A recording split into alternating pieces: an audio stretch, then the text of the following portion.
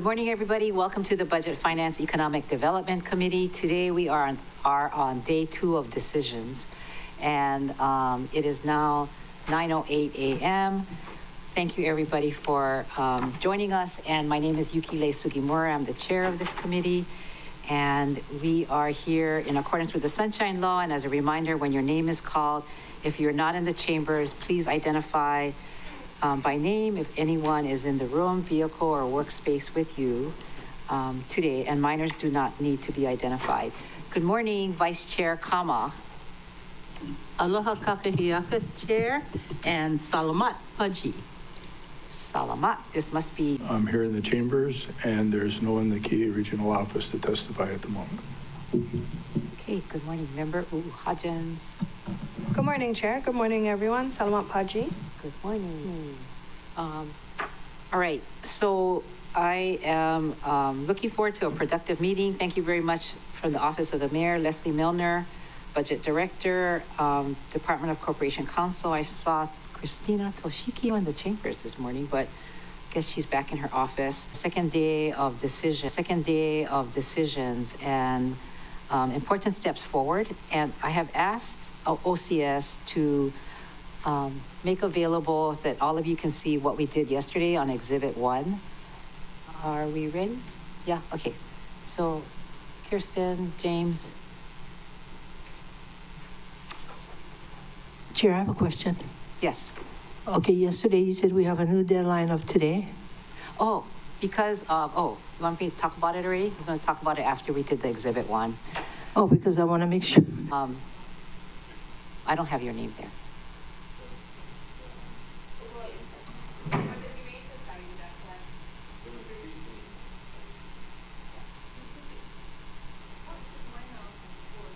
Yeah, everything went to Tom. Yeah, there's 2 of you that duplicated portions of his, so all of it went to Tom. Ace.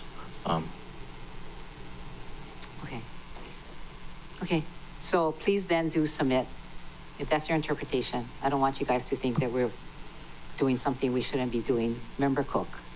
Thank you, Chair. My understanding was that my ask got consolidated and closed, but it should not have displaced theirs. So if you could do that. For both, yeah. And then, so if you could do that. For both, yeah. And then,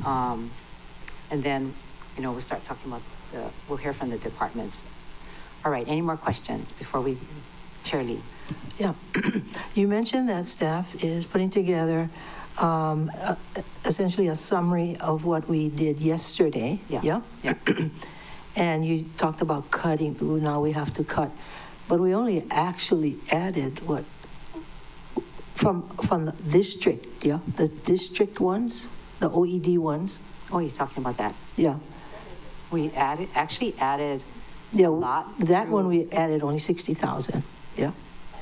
Times Okay, 9. That's the residency area one, which Okay, is, so, but the other one then, you're gonna add up, the staff is gonna Yeah, add it all yeah. up and give it to us when? so Did you that's say? what we're trying to get to Okay, right now. all right, thanks. So we will be talking about Exhibit 1, which is a summary of all the work that was done yesterday. And as you'll notice, that we added conditions to the departments that, was relevant. And so we have increased our budget. And I'm just saying that if we're going to keep towards trying to reduce the budget, then we have a lot of work ahead of us.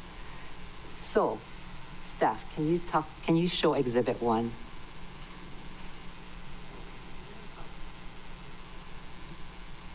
Thank you, Chair. So we're screen sharing the Exhibit 1 right now, and Hard to see.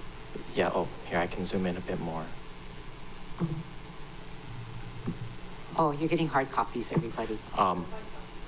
Yes, and we'll also upload it to Granicus as a document there as well for the members' review. So we've compiled the Exhibit 1 just for the departments that the committee discussed yesterday, and to show the changes that's been made. So we'd just like to ask the members to take a look, make sure that we've captured things correctly. If you feel that we haven't, please let us know, and we can make corrections based on that. The Exhibit 1 shows changes that the committee approved. It does also show, motions that were made but ultimately did not prevail. So you should be able to see that as well. As you can see, we're still going through Department of Agriculture right now. The committees, the other departments that have changes is Water Authority, as well as Emergency Management, actually I believe it's just right up here. Yes. And then we do have finance included. That's just because of the fringe that's been affected because of the salary cuts and additions that occurred yesterday. Let's see. Oh, apologies. I think we might have included some things that might be from old. When we compile the sheet, sometimes we incorporate things that are in the priorities already. Apologies. We didn't take all of those out. But they haven't passed yet, so we're aware of that. And then we also included the mayor's office to reflect the changes that you all made to the economic development, environmental, and cultural programs, as well as to show the transfer of the feral animal control line items that are also in the mayor's program.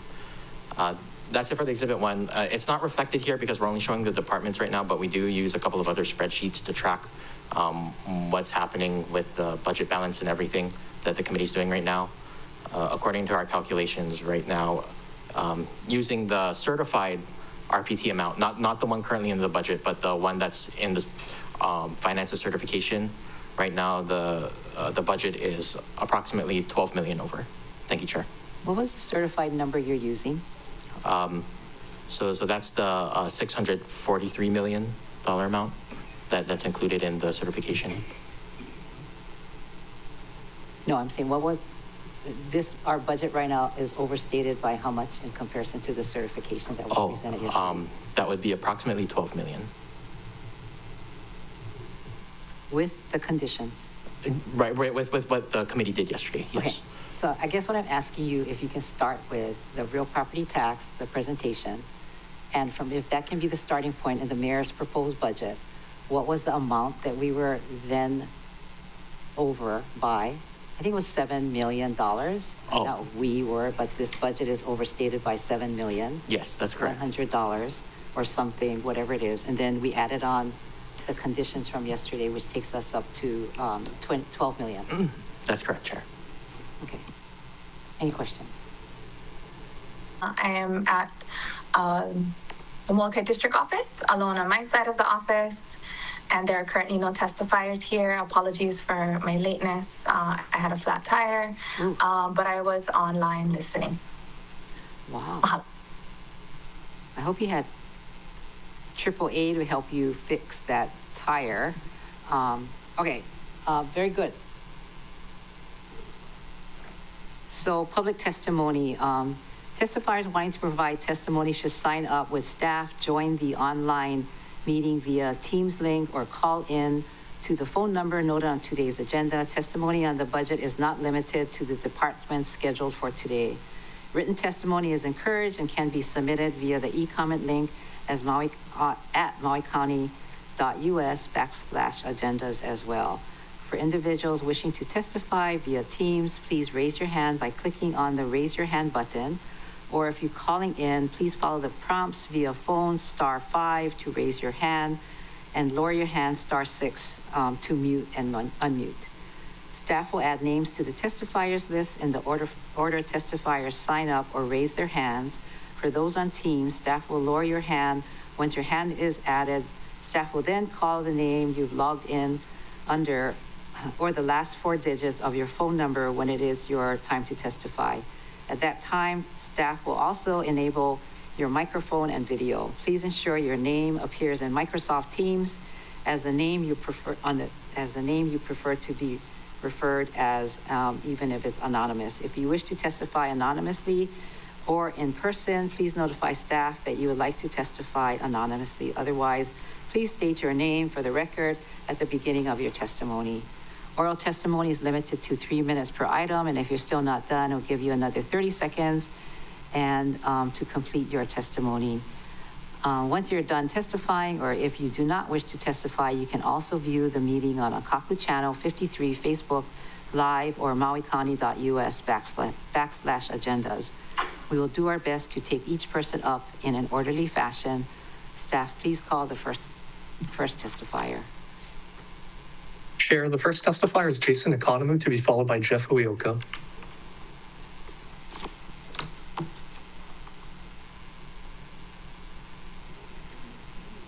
Nice to see you, Mr. Economou. Good to see you. Good morning, committee chair. Good morning, committee members. My name is Jason Economou, and I am the president and CEO of Maui United Way. Maui United Way has been serving the Maui community for 80 years, and our mission is to advance and nurture the well-being of our Maui, Molokai, and Lanai communities through impactful, equitable, and sustainable initiatives. In furtherance of that mission, I am here to speak in support of Councilmember Johnson's proposal to add a new appropriation entitled Maui United Way Countywide Alice Initiative, Kama'aina Credit, in the amount of $15 million to be used for a grant to Maui United Way to provide assistance to asset-limited, income-constrained, employed households or individuals throughout the county. With these funds, we intend to leverage our existing network of nonprofit partners and our longstanding expertise in nonprofit program administration to provide support to ALICE individuals and households and subsidize necessities to possibly include food, utilities, rent, gas, dental, medical, vehicle registration, school supplies, and the like. Maui United Way and our network will conduct ongoing needs assessments to determine the most impactful subsidies we can provide, while also focusing on directing these subsidies towards local vendors and providers as a means of providing stimulus to the local economy while also serving those in need. The program we envision is largely based on the MEO HELP program, and one of the hallmarks of that program was the high local spend and economic stimulus effect that it had.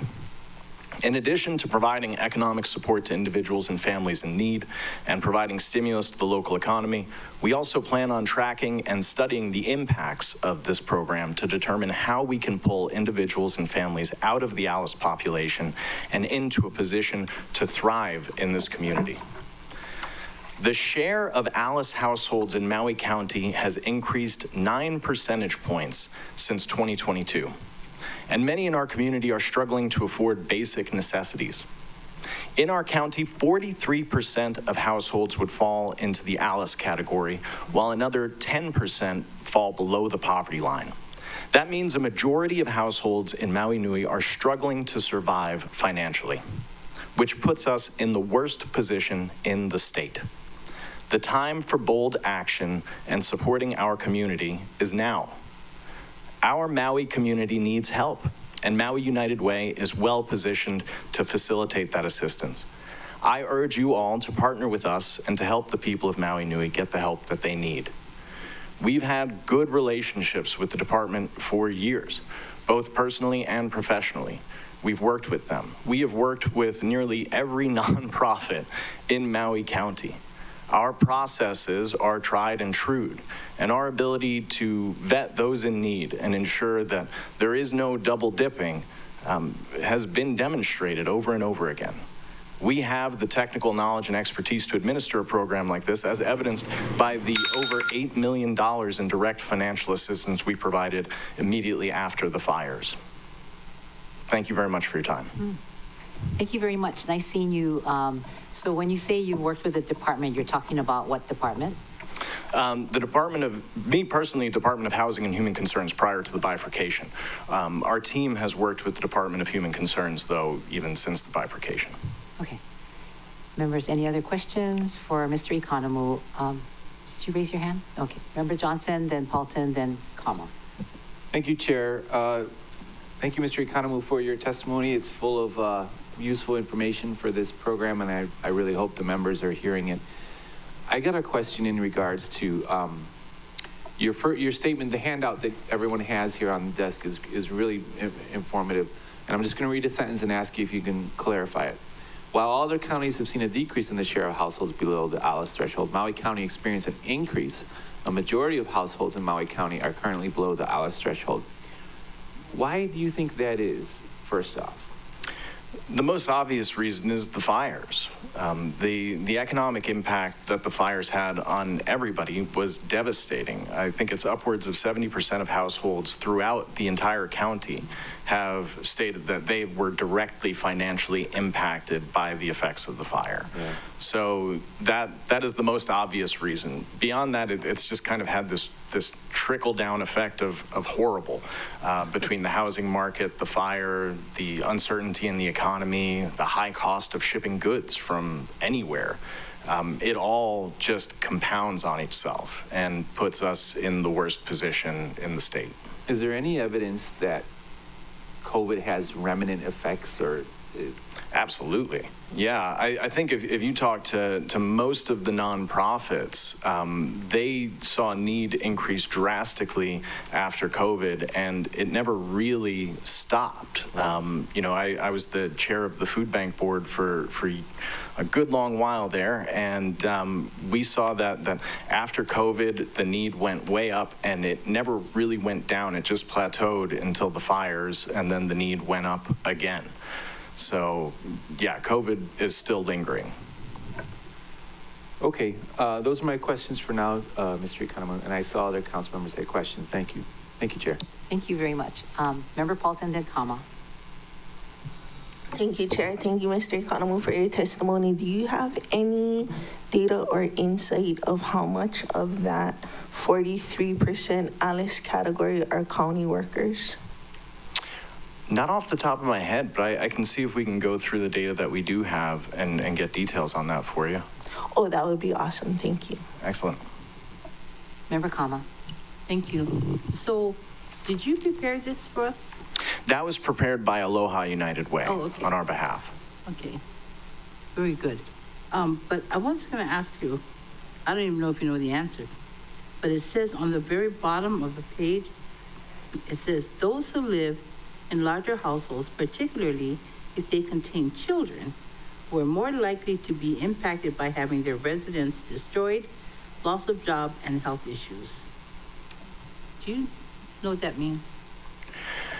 A lot of that data, includes the fire-impacted population, the directly fire-impacted population. And one of the things that we've seen from looking at that housing data that came out of Lahaina, over 80% of those who lost their housing were renters, and a large majority of those households were large families, multi-generational households, and immigrants. So those who were truly directly impacted by the fires oftentimes were in the worst position to recover and in the worst position to have their needs even heard by the community. So with that being said, if 80% of the people who lost their homes in the fire were renters, and they were immigrants and those on the lower economic scale, that those are the ones that we're trying to help right now today. They're definitely included in the Alice population and in that 10% that fall below the poverty line. Yes, there's a huge overlap between fire impacted and Alice population. Thank you, Chair. Member Paulton? Just another request, if in compiling the county worker one, if you could also see if there's any data on how many are essential workers, like teacher, police, fire, households, and things like that. I'll see what I can do. I can't make any promises because I don't have the data myself. But yeah, we'll see what we can do as far as essential workers and county workers. Thank you. Thank you. Member Cook and Hodgins? Thank you, Chair. Thank you, sir. You dealt with real estate for many years. And we're doing the budget, real property taxes. Do you have any perception on? That's not relevant. Okay, clarifying question. But he didn't talk about we're not talking about real property tax. Okay.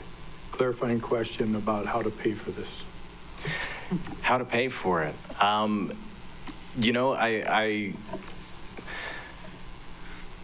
What I would say, and you've heard me talk about this outside of this place, I don't think corporations should own residential properties and make money off of them. I think that's feudalism. So if I had a magic wand, I would say you should create a separate tax classification for corporate-owned properties that are residential in nature, I would say that you should tax them very highly. Similarly, when it comes to real property taxes, I know a lot of families are struggling because the appraisals that the county uses for property taxes lag behind.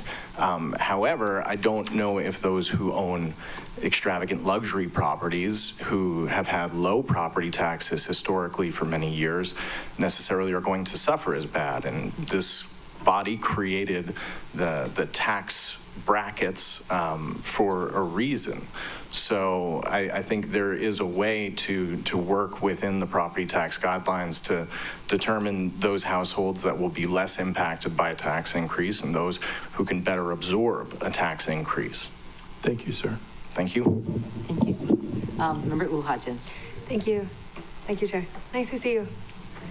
You look like you haven't shaved in a while. It's been a while since I've seen you like this. That's not my clarifying question. So on the second page, well, I found really interesting this graph. So with $15 million, are you proposing to help with housing expenses, healthcare, food, fresh food? I know Member Johnson mentioned gas before. Where are you thinking this money can make the most impactful difference?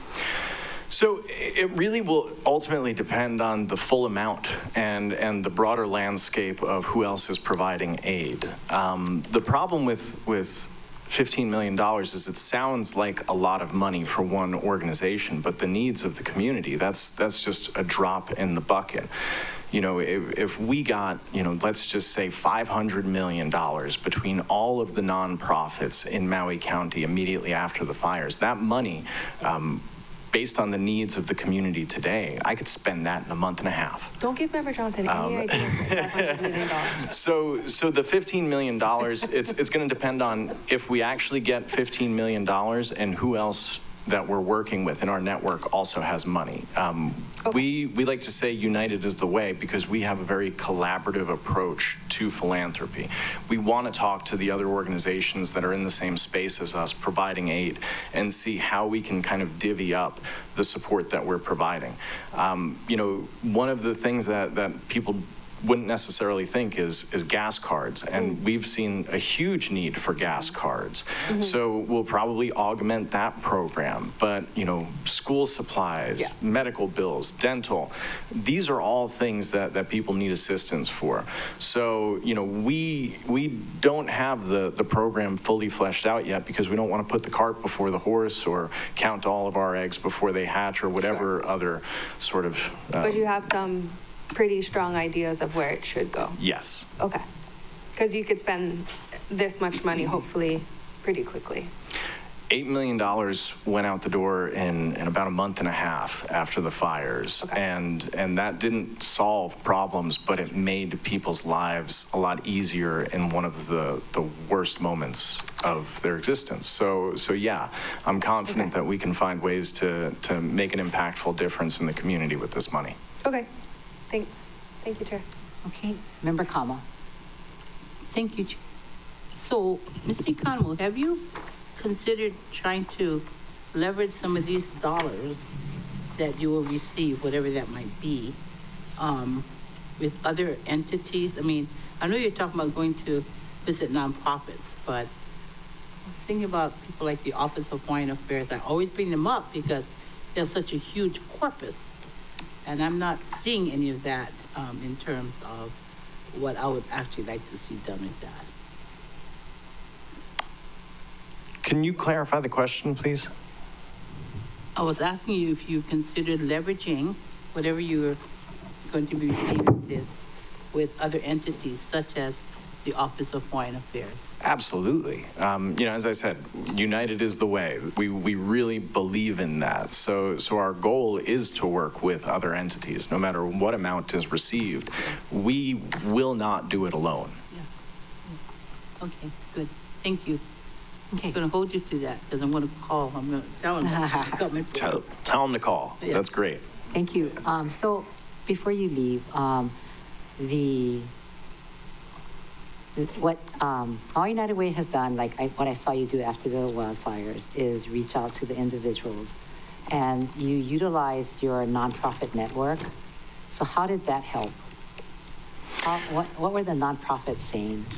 Oh, well, we share a lot of data. Being a grant-making organization to a lot of nonprofits, we have agreements in place where they have to share their data with us. But even beyond that, with the relationships that we've built over 80 years and that focus on helping the community, we willingly share a lot of data. So that is sort of step number one as far as the needs assessment and also determining who is actually in need. Our practices as far as being able to vet if somebody really is a fire survivor go beyond just our systems. We work with groups like Hawaii Community Foundation and CNHA who have been working with fire survivors from the start. So that's given us the ability to safeguard the funds that were intended for the groups they were intended for. Okay. I just want to say, as we always talk about wildfires, don't forget upcountry. Absolutely. Okay. Any other questions? Okay. See none. Thank you very much. Nice seeing you. All right. Thank you very much. Next testifier, please. Chair, the next testifier is Jeff Uioka, to be followed by Leslie Milner. Oh, good morning, council members, council chair, committee chair. Here, Jeff Uioka here on behalf of Kilohana Makai. Howie Kihuni normally represents, he's in a meeting right now, so he's sorry he can't make it. He sent me, so you got the B team.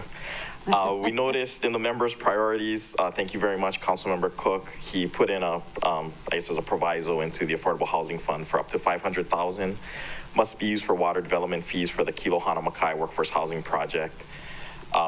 We understand that this project, it's a 28-unit, 100% residential workforce housing project. It's in Kihei, right across the street from the beach, wonderful location. And, it started, he started before that, obviously, but in 2020, the change in zoning was approved. Didn't get his SMA until 2023. So as you guys are all aware, the world changed tremendously from 2018-19 until where we are today. Costs are, I don't know, I'd like to say they're at an all-time, or at the all-time high, but who knows where it's going to go from here. So one of the things we are asking for today, in addition to I think there's another appropriation in the Department of Housing, but this money to cover the cost of water meters. This project's going to take 30 5/8-inch water meters, and it comes out to a cost at around $400,000. And the appropriations, we talked to Councilmember Cook, and he made it 5 because it's up to 500 for the water system, because we don't know what's going to happen between now and when we actually pay the fee. So we just want a little bit of cushion there so we wouldn't have to come back again.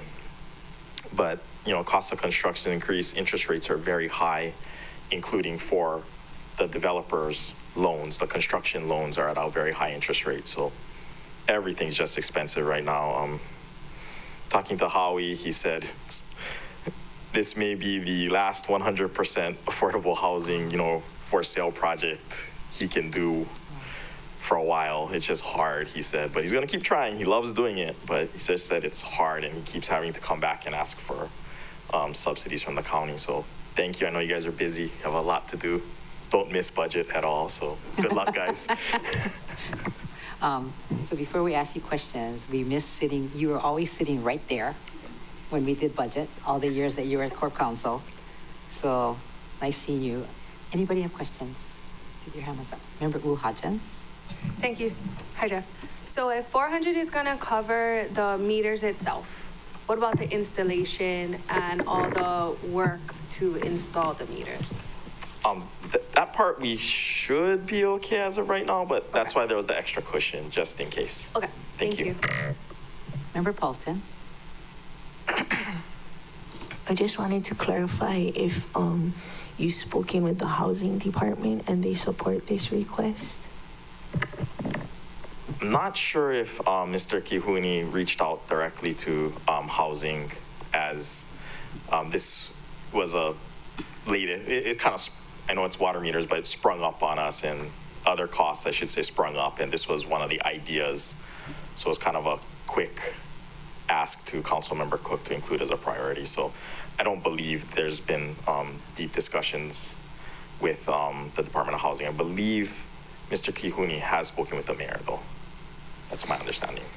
And to clarify, this is a 20-year deed restriction, correct? Yes. Okay, that would be the only reason I support this. Thank you. Thank you. Okay, any other, Member Kama? Thank you, Chair. Mr. Uyoka, these units are all for sale. Yes, How many 28. units are there? 28. 28. And this is what, workforce or affordable, all 100% affordable or what? It's 100% residential workforce housing, complying with 2.96. Okay. The 2 extra meters are irrigation meters that are required for like the landscaping in the subdivision. Okay, very good. Well, thank you. Thank you, Chair. Thank you very much. No other questions. We'll see you again. Thank you. Good luck. Next testifier. Chair, the next testifier is Leslie Milner, to be followed by Jian Lee. Director. Aloha Chair, aloha Council members. I just wanted to speak on 2 things today. First, for the Department of Fire and Public Safety, the $250,000 transfer to the Fire Hazard Removal Revolving Fund was included, but we inadvertently neglected to include the earmark language in the ordinance. So we would ask for the committee's consideration of adding that. No funds are needed. We just need to add the language about the transfer to the Fire Hazard Removal Revolving Fund. Second, animal management rates and fees on Appendix B are in human concerns. We'd like to move those over to the Department of Agriculture, if you would consider it. And I'd also like to briefly talk about the general budget provisions, Section 21. Mr. Hanano was correct. Our current practice is to submit, taking into consideration all previously passed budget amendments. But currently, if amendments are taken up in a different order, if amendments pass in the intervening weeks before that amendment is passed, OCS, my staff, and Corporation Counsel need to go in to revise the numbers. So the suggestion was that rather than doing that bill by bill by bill, that we do a quarterly report to show the current balance. So that was the purpose of Section 21. I just wanted to clarify that. And that is all, and I will see you later. Mahalo, Chair. Okay, before you disappear, we have questions from Member Johnson, Member Paulton, and Member Cook. Thank you, Chair. Good morning, Director Milner. I know you're super busy. Quick question. At Section 21, does that are you saying that requires a budget amendment, or are you doing it so it doesn't require a budget amendment? Thank you, Chair. Thank you, Councilmember Johnson. So currently, when we submit budget amendments, we have to change them after they pass out of committee to reflect any numbers for bills that have passed out of council in the intervening weeks. So that's why we were hoping to include that, to just sort of take out that step. Okay, thanks for that. Thank you, Chair. Thank you. Member Cook? No? Who had their hand up? Oh, Member Paulton. Thank you, Chair. Thank you, Director Milner. I was wondering if you could clarify the animal management. I didn't see it in human concerns. It's in. Thank you, Chair. Thank you, Councilmember Paulton. I will double check those rates and fees. I just got a message from my staff that they needed to move, so I added it to my testimony. So if I can follow up with you during recess, I will get right back to you. Okay, I didn't know I didn't hear the rates and fees part, so that probably still is. And then are you giving this testimony in writing too? Or somebody Thank you, Chair. Thank you, Councilmember Paulton. Yes, I can send an email. Okay, thanks. Thank you. Yeah, I was going to ask you the same thing about fire. So yeah, if you could just send it to everybody, I appreciate it. Any other questions for Director? Seeing none. Thank you very much. See you soon. Mahalo, Chair. Next testifier. Chair, the next testifier is Jian Lee, to be followed by Kai Nishiki. Aloha kapakia, Chair and council members. Mahalo for your service. My name is Jian Lee. I'm the Director of Impact at Maui United Way, and I'm here in support of Councilmember Johnson's ALICE initiative and countywide Kamaina credit line item that our CEO, Jason Economou, shared out about. I was boots on the ground. I'm actually a West Maui resident. I live in Kahana. So was lucky enough to be over on that side to serve throughout the community, and have been boots on the ground since the beginning of August 8th, paying attention to the food, transportation, housing, shelter, healthcare, and other circumstances that our community, my neighbors and family had to experience, and have been in close communication, and have been working for many years now with MEO, Maui Nonprofit Directors Association, MEDB, Hawaii Community Foundation, Philanthropy, Department of Human Concerns, and DHHC when it existed, CNHA, the Long-Term Recovery Group, Disaster Case Management Program, St. Vincent de Paul, DHS, Roots Reborn, Kaibigan, Lahaina, to name a few, to really ensure that all of our community members are being served throughout the work that Maui United Way is doing, not just from fire impacted, which is very critical, but throughout the community at large, because many of these issues were pre-existing prior to the fires, as we all know, and have just been exacerbated since. The infrastructure that Maui United Way has, and the relationships that we as an organization have built, and the team that we have put together right now, is absolutely prepared to support the work that needs to get done to support our community, especially in lieu of the federal cuts that have been impacting, many of our larger nonprofit organizations and our smaller grassroots ones, from Catholic Charities Hawaii all the way down to Maui Rapid Response and MEO and so many more. Our Alice population within our community, which are really my neighbors and actually me at one point, were struggling and are struggling. And so to be able to work with this population and help lift them up into a space where they can really maintain their own socioeconomic independence, and create more circular economies with the funding that would be provided, would be immeasurably beneficial to our county as a whole. And I just wanted to call in to support in making a request from you all. Mahalo for your time, and I think Mr. Economou shared most of the other parts, and I'm happy to answer any questions. Okay, thank you very much. Any questions? Member Johnson?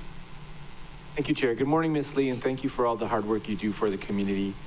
I'm going to ask a question that I have a feeling that some members might have on their mind, but how do you guys, can you speak on your experience on working with the department before the bifurcation and after the bifurcation? You've worked with Director Suhaku in the past, and moving forward after they switched up gears and now they're their own department. You have a good relationship with them? You think you can move this forward expeditiously? Yes, Jason and I both have worked with Director Suhako, and I used to do grants administration to support many other nonprofits, including Halemakua, and I was the executive director for Hawaii Nature Center, where we had DHHC grants previously. So working with the team, Curtis Jameson and others, to implement and execute, impactful work with the funds that the county provided to organizations is something that I feel confident in being able to do, and finding the right ways to do that, to take the funds. And I took this position, quite frankly, because this work, it doesn't matter how much money comes into our community and through our county if we don't use it meaningfully and really intentionally. And that is really important to me personally and professionally, and is the space that I want to use my gifts to support our community. Mahalo. Thank you, Ms. Lee. It sounds on both yourself and Mr. Economou's testimony was really emphasizing relationships and relationship buildings. You gave a long list of all the nonprofits you work with. You mentioned that you have good relationships with the department. And I think that is a big plus for your organization, and I appreciate what you do. Thank you so much. Thank you, Chair. Thank you. Any other questions? See none. Thank you. You are really amazing. Sure. I've worked with you too. Mr. Oh, sorry, Member Sinensi. I'm sorry, I didn't see you. Go ahead. Thank you, Chair, and mahalo, Ms. Lee, for your testimony this afternoon. I've been trying to get from my committee more rental assistance in anticipation of the governor's eviction moratorium and stuff. So my question was, are you guys able to spend down the funds in a year? And also, each of the departments have stringent criteria for certain, do you have the capacity to check on their AMIs, their household incomes, those types of things that I'm getting from the housing. Oh, we don't have the capacity to do these things. So just trying to make sure that you and the staff at United Way have all these things to quickly administer the grant funding. Well, as Mr. Economou had shared previously, we have worked closely with other organizations. I'm really a fan of utilizing existing systems and investing in the systems that already exist to make them better. So, for instance, when we did the gas card initiative, we didn't have to check a lot of those things because they were already connected in through case management services. So we're going to go ahead and, depending on the amount of funds provided and the specific focus that, we see, as the funds are encumbered and released, take a look and see what organizations are already poised to do that and how we can leverage existing systems to decrease barriers as well for our community, while ensuring that all the funds get spent down. So again, within just a few months, we were able to push out, $6 to $8 million in individual emergency assistance right after the fires. And that's probably what we're most known for. I still hear about it all the time in the community, and we'd love to partner with the county to be able to provide that and show the collaboration that's necessary to support our community as they deserve. Mahalo. Got it. Sounds like you guys have standing up all of what you need to do. So thank you for that. Thank you, Chair. Thank you. I have a question for you then, with your 8 million experience and looking at, the other services that you provide. Were you able to take or provide data that actually the people that you were providing rental assistance, that they eventually were weaned off and did not need it? Or did you have some kind of time frame for the assistance, and after that they needed to find other resources? Do you have that kind of information to provide? Sure, Chair. So the assistance that we provided was emergency assistance right after the fire. So we did not, it was a one-time $1,000 investment for each of the individuals that applied, that qualified. So we did not take that kind of data, but what we do on a regular basis is gather data, and we're working really closely with some data specialists, like Matt Jakowski and others that we have contracted to support gathering the data. And we're really, really intentionally gathering data now. So I'm really excited to be sharing that out really shortly. And I will definitely share it with all of you council members, utilizing 211 unmet needs data, as well as the data of the individuals that we're helping. And then the case management side, that's why it's so critical. So for instance, the gas card initiative, we did it for 6 months, but we could have refilled the cards, but we intentionally provided new cards every time, because each of those touch points creates and builds pilina with the case managers and the care navigators, and allows for them to have more discussions with the families about what their needs are. Because as we well know, our community is very independent and they don't want to naturally ask for help. So we have to create those relationships and almost, force the hand of our neighbors and our friends to say, hey, can I do this? Can we do that? Right. And it creates those opportunities to do that through these investments that we're able to make. Okay. Thank you very much. Member Paulton has a question for you. Thank you. If there's any way that you could get data on the households that are being supported, if they're county workers or essential workers, that would be helpful as well, because especially those populations at this time, we need that kind of public service jobs, especially. I will go ahead, especially with the gas card initiative, and see how many of those are essential or county workers, and do the best I can to try and figure that out, council member. And I did hear about the other aspects of the Alice initiative ones with Mr. Economou, and will do my best to follow up on that too with you directly. Thank you. Thank you. Any other questions? Thank you. See none. All right. Thank you very much for the work you do. Next testifier. Hello, likewise. Chair, the next testifier is Kai Nishiki, to be followed by Tyler Tanaka.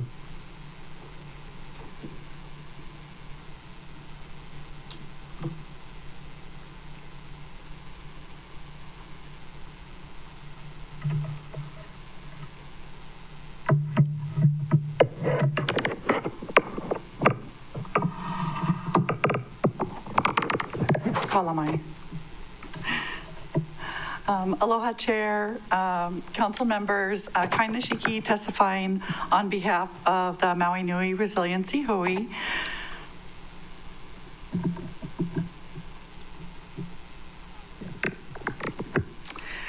So I understand you folks are going to be looking at DEM, and we have a FY26 budget request for continued work of Maui Nui Resiliency Hui regarding Kapuali Cut Mountain area in West Maui. And this is to collect and dispose of remaining trash and debris, including metals, tires, batteries, household trash, appliances, and abandoned vehicles along the shoreline to secure the area from degradation and coordinate brush abatement for fire prevention. The purpose is to support the implementation of coastal realignment due to loss and impending loss of beach parks in the West Maui area and shoreline management restoration work. In 2024, Maui Nui Resiliency Hui, along with many partners, initiated phase 1 of clearing debris and trash from the parcel. However, due to the large volume of trash and debris and limited initial funding for the project, we paused the project to secure additional funding, leaving large piles of trash and debris ready for collection and a need for further efforts to secure the area from additional degradation. During the 4-day project, over 17 tons of trash were removed and disposed of at the landfill, as well as separation and organization of piles, 7.8 tons of metal, 10 tons of tires, almost 4 tons of hazardous waste, 4 tons of appliances, numerous cars tagged for removal. 13 acres were secured with the installation of boulders, and this is county property under the Parks Department to prevent vehicular access to the parcel. Since that work was completed, the area has been vandalized and boulders have been moved to clear a path for additional vehicular access. And so there's continued dumping has commenced, as well as numerous fires. This area also averages 300 plus incident calls to MPD and MFD, really underscoring the need to further secure the area and protect this public space from mismanagement and serious safety and liability concerns. Through this grant, an estimated additional 500 tons of waste and recyclables are proposed for sorting, hauling, and disposal after the space has been vacated and secured by the county. We do understand the need for providing options for the unsheltered population in the area and have been actively working in the last year on a number of solutions for safe parking and housing resources, some of which are in other budget proposals. Just wanted to add a thought, for our work, we have to get permits, rights of entry from the county, there's insurance requirements. So definitely would like there to be equity in all the grants with proper use and activities that align with the county zoning and laws. And in addition, I've also provided some information and proposed conditions for the proposed Ma'alaya Regional Wastewater System, and thank Councilmember Hodgins for bringing up the cesspool issue and the inequality in providing a wastewater treatment facility for, probably around $30 million of public funding, without there being some conditions in place that would protect that investment. And I'm here to answer any questions. I heard the bell. Thank you. Okay, thank you. So that's pretty amazing, the work that you've been doing. We've heard about Cut Mountain from Member Paulton for, I don't know, probably as long as she's been in that seat, but you're helping to clean it up.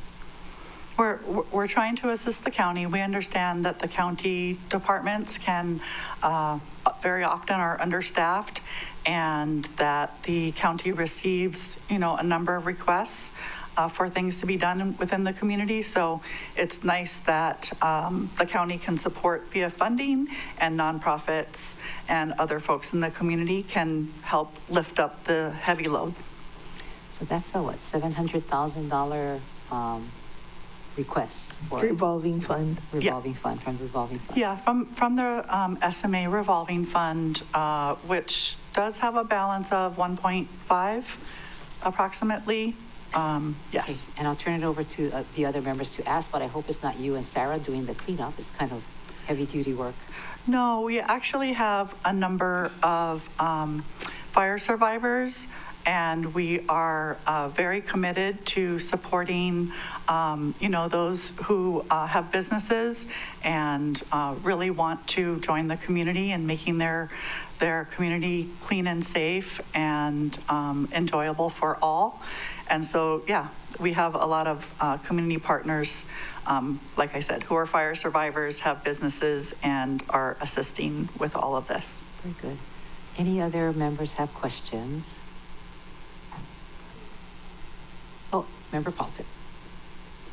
Thank you, Chair. Thank you, Ms. Nishiki. I just wanted to clarify when you said how many police calls and if there is illegalities happening there, what is the reason they can't address the illegal ongoings, if you know? Yes, I think that when I've been in communication with the various responders, first responders, they said that they really need the county administration, the Parks Department, to authorize and work with them to be able to address those situations. And so it really is dependent on the Parks Department to say, yes, we want you to enforce the laws on our property. And so I really think that it is a huge liability issue for the county to allow activities on their property that are illegal, and also, at any time, like if someone was injured or assaulted on the county property, they could go after the county for allowing these things to occur and not providing safe public health and safety issues not being addressed. So, yes. And then just to clarify, are you coordinating with EPNS and Malama Maui Nui, who is actively cleaning up 13.5 areas so that we just don't have rubbish floating back and forth between the two sites? Yes, I have yes, we are in coordination, and we have been in discussion that what is most important is that these areas, one, be vacated, then two, secured, so there's not further degradation, and then also, if then there's community involvement after that, like after the parcels are cleared of all of the hazardous and public safety issues, then the community can really go in and malama these places, plant trees and make them more suitable for folks to safely access these areas. So there is, like, beyond the initial cleanup, there are long-term plans in that area to implement the Palitupomana Parkway, the West Maui Greenway. But, first we have to address what's going on right now. Thank you. Member Hutchins. Hey, Kai, thank you so much for coming out. I just want to clarify for the other members that Member Paulton, in one of her questions, did ask planning if they were okay with using some of this money. So you guys have been in communication with planning, as well as Member Paulton and this body, and talking to administration to kind of get this all moving. So I just wanted you to speak on that so that the members know that you guys are pretty much ready to go pretty soon. Yes, yes, we did consult with planning, and they were supportive of utilizing the fund for this purpose. They also clarified, that the SMA fund really is available for council members as well to propose use of the fund. And so ultimately it would be you folks' decision. But yes, we have been coordinating with Parks Department, the administration, Cynthia Lalo on this, Corporation Council, Maui Fire Department, EPNS, they agreed to manage the grant for us, and then obviously all of the other agencies, well, primarily EPNS because of all of the recyclables and hazardous stuff, and providing dumpsters for each of those items, appliances, so that we can also, we want to practice waste diversion. We don't want all of this to go into the landfill. So yes, a lot of coordination and a lot of work, and that includes a lot of other community partners as well. Thank you. Member Cook, then Member Johnson. Thank you very much, Ms. Nishiki, for this. Sounds like a lot of heavy lifting. What kind of equipment? I mean, who's doing this? Because like cars and appliances and piles of trash. So I alluded to a lot of our community partners. So Goodfellow Brothers has been a really wonderful partner, and they're always down to help our community. So really want to shout out to them. And then we have Lazos Hauling, which, like I said before, his family lost their house in the fire, and he has a waste and hauling and trucking company, and he employs largely all Lahaina fire survivors as well. And then of course, County EPNS and Malama Maui Nui, all of those folks also can help provide the dumpsters for the waste diversion. And then of course, we have great partners from like Leota's and stuff who help feed everybody. And so it really is a group effort. And then of course we work with Naomi Crozier and all those who are helping with the unsheltered solutions as well. Thank you very much for coloring in the lines, and thank you for the work. Member Johnson. Chair, good morning, Ms. Nishiki. Appreciate all the work you do for the community. You mentioned some of the folks that are there now are moving out of there. Do you know where they're going to? So there is a consistent effort for outreach in all of the areas where we have issues like this. And we have been working closely with most of the service providers, Kahako, Family Life Center, Naomi Crozier, and as well as other folks who provide things on their own, or just, other people that we network with. And what we have consistently seen is that, for instance, Kahako will say, we have this number of spaces available. And primarily, what the challenge has been is that there are spaces available in a number of all kinds of facilities, mental health, drug addiction, houseless solutions.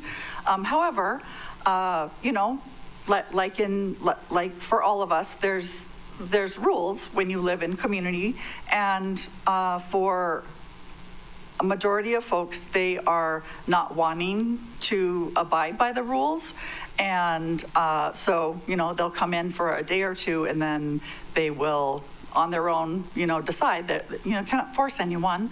And so that really has been, I think, the number one challenge is that folks in whatever their life choices are, whatever their decisions are, they're the ones who are making the choice that they don't want to follow the rules. And so they choose to live in the conditions that they are in, whether it's because, yeah, there's just a lot of issues around the following of rules. And hey, I don't always want to follow the rules, you know, like I want to be able to like drive wherever, and I want to be able to like push the boundaries all over the place, but like it's, I can't. And because like I want to make sure that I have a roof over my head or whatever, you know, like I gotta make sure I have everything in line. I got to make sure my car is legal. I don't want to get pulled over by the police. You know, man, there's probably a few crimes that I'd like to commit, but I can't. You know. You just stop on your head. I don't know. I think what the overall thing Park is, wherever I like, you know. the system is hard for some of these folks. You know, some places don't allow pets. Some people are, you know, there's a lot of stories behind why they're out there. So I appreciate all the hard work you do. Ms. Nikki. Yes. Thank you. Yeah, I definitely understand the pet issue. I have a whole list of animals, and I understand the challenges that are there. But I will tell you that we are committed to working on a number of solutions for the unsheltered, safe parking programs. We have been working for over a year with a number of organizations to make sure that is an option for folks. But even with safe parking, like there's going to be rules for that. You know, like the county is going to require you to have, you know, a car that's in safe working order. You have to have your driver's license if you're going to be driving. Like, you know, just these things that are just like the baseline. So, yeah, I understand the challenges, but we're committed to working on solutions and lifting them up and helping the county and helping everyone here. Mahalo. Thank you so much. Thank you. Chair. Member Kama. Sorry to keep you so long. I know you'd rather. No, it's fine. I'm here to serve and happy to help. And, you know, I'll be running down to Maui Planning Commission after this because there's shoreline stuff going on down there. So happy to be here. Thank you. So in regards to Member Johnson's question about where do you move them? And your response was, some of them don't want to move. They'll go somewhere, but they'll end up at some point coming back, if not to that space, another space, and creating another encampment that you'll probably have to go and do the same thing over and over and over and over again. Because that's what I have seen has been happening over time. You clean out one, you get truckloads of stuff that has to get removed, and you clean out all of the rivers and the streams and whatnot, but then later on you go back and they've resurfaced all over the place. So in a situation like that to me, I almost seem like it's so repetitive that where is the answer? What is the answer? Because you know, you can't institutionalize them, right? That was done away with in the 60s and 70s, but we definitely know we have to help them. But if they don't know that they need help, how do we help them? So you don't have to answer that today. In the work that you are doing, I think you're gonna come across those kinds of things, and you might end up with a solution. One bright day, it's going to hit you. When it does, come back and tell us. Oh no, I have something to say on that. I think, you know, sometimes and I think this experience comes from being a parent. There's something that's called tough love. You know, you either get in line and do the right thing or not, you know? So like at some point, we're going to have to practice tough love. And if the county and the state take on their kuleana and secure their parcels from further degradation, that helps. But also in making sure that policies and actions that we take don't have these unintended consequences. For instance, for all of our unsheltered solutions, you know, I think that we really need to make sure that we are protecting and prioritizing the services that we're providing for our local folks, like in housing. We're saying, you know, priority by length of residency.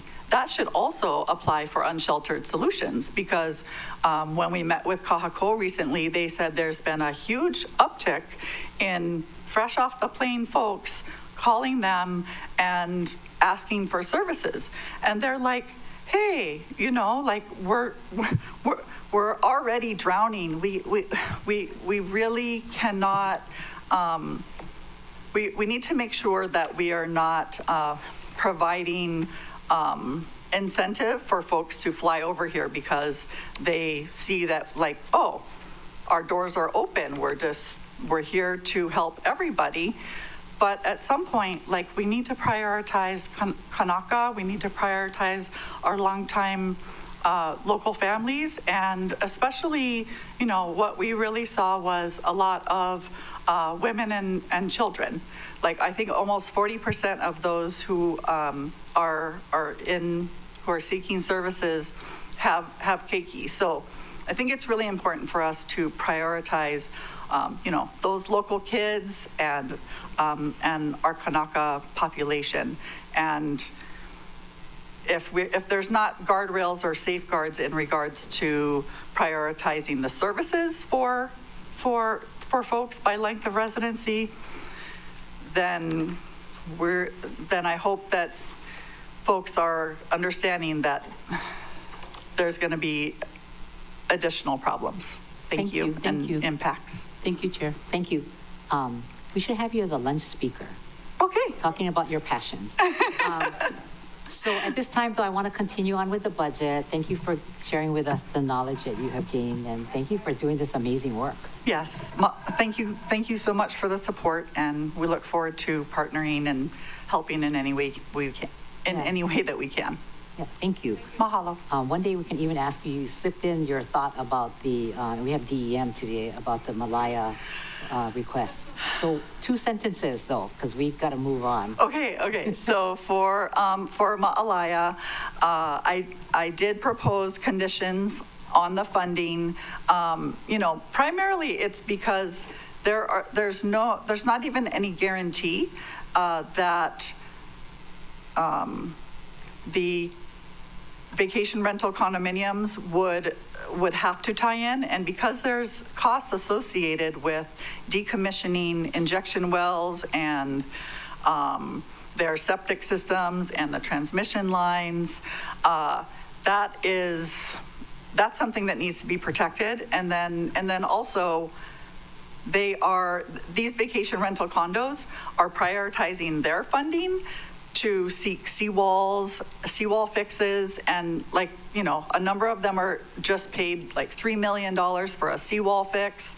There's another permit in for a whole football field length revetment. These are millions of dollars that they're prioritizing to destroy our beaches, while they're asking the county to clean up their doo-doo and spend taxpayer money on cleaning up the doo-doo while they're spending money destroying the beaches. So if they're responsible for contributing to destroying our reef and our beaches, like, why are we bailing them out? Like, if they got money, tell them pay for it. Got it. Sorry, that was more than 2 sentences. Yeah. Kalamai.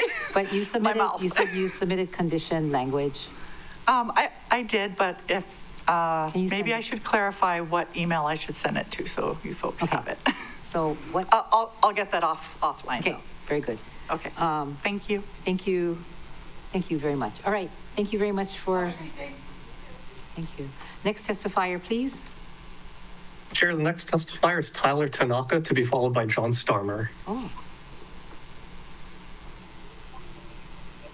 Aloha County Council Chair Yukimura. My name is Tyler Tanaka, here on the island of Molokai in my office in Kaunakakai, Hawaii. Today, I would like to ask the council to consider, I want to advocate for the reallocation of the Kohala Coast Urgent Care line item in the budget to create a Molokai healthcare line item. This would transform it into a competitive grant. This reallocation will ensure the resources are directed to where they are most needed and promote innovation in healthcare initiatives. By implementing a competitive grant process, we can encourage applicants to submit strong proposals, ensure that the funds are awarded to the most effective and impactful projects. Additionally, the careful review process associated with competitive grants assures that the best and the most sustainable healthcare solutions are receiving funds. This approach can significantly enhance the quality of healthcare service available to the Molokai community. By advocating for this reallocation of funding from Kohala Post Urgent Care to a competitive grant for Molokai healthcare, we can optimize the use of resources and improve healthcare for outcomes for our residents. Thank you for considering this important proposal. Oh, nice to see you. Anybody have questions for Buji? No? Okay. I also have one more person that needs to testify that's on another device in my office. Okay. It's under office, it's Tyler Tanaka. She raised her hand, but she got added in there. Oh, okay. Okay. Please. It's on the list. Thank you. Thank you. Okay, next testifier. Thank you, Chair. The next testifier is John Starmer on Teams, to be followed by Sarah Sukidono.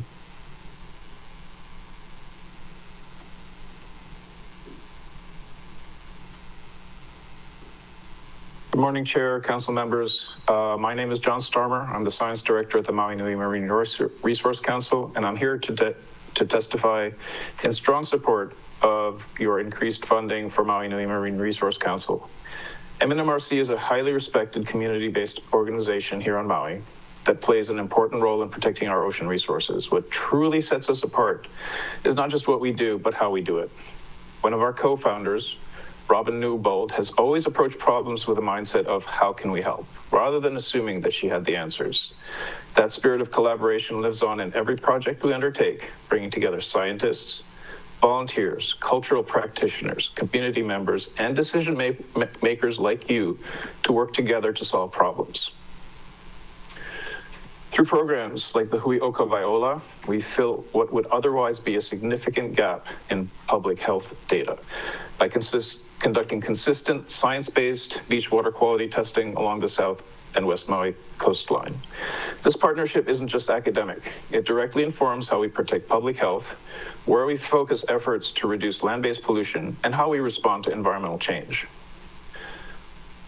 Our coral reef monitoring efforts are now filling gaps in knowledge in South Maui that inform our work, but also support management efforts of other groups involved in resource management, such as DAR. Combined data from the Hui, nutrient data from Limu testing, another MNMRC community-driven project, and in-water coral reef surveys both help us understand the current state of our coral reef resources and give us clues about what we can do to improve them. Understanding the health of our reefs now and how they respond to changes on land is essential to allow informed resource management and mitigation decisions. MNMRC is making that possible with both science and community involvement. A powerful example of how this is happening right now is in Maalaea. With the impending creation of a new wastewater treatment plant, which will reuse all of its effluent, this will also end the use of coastal injection wells in the area. Here we have a real opportunity to demonstrate the positive impact of environmental mitigation. With the county's support, MNMRC is now monitoring water quality, Limu condition, and reef health in the area, so we will be able to clearly show the difference between the infrastructure changes and the condition of the environment before and after the switch from injection wells to proper sewage treatment. MNMRC is building bridges between knowledge and action, between data and community, and supporting the Marine Resource Council is not just supporting a single nonprofit, it's supporting a proven model for environmental recovery, resilience, and responsible stewardship. Please continue your gracious funding of MNMRC, and please meet the increase we are asking for Your funding is vital to our work. The future of our reefs, our fish, our waters, and our communities' continued access to these resources depends on it. Mahalo. Thank you. Any questions for the testifier? Member Paulton? Thank you, Chair. I think Mr. Starmer, I just was wondering if the data that you are collecting at Ma'alaya, if the oyster project is still ongoing and if the data has shown any improvement. The oyster project was a pilot, which is now finished. Okay. AV stuff better? Yep, now you're better. Okay, awesome. Yeah, so it was a pilot to see whether it would have an impact. The data really showed that sort of the seasonal drivers were probably affecting water quality more than the oysters. And the main reason that we didn't continue that on was the oysters were not really surviving well in the harbor. We're not sure whether that was because of the silt, because too much silt will actually cause them to stop feeding, which is not good long term. So we've moved on to sort of other efforts that did not really pan out.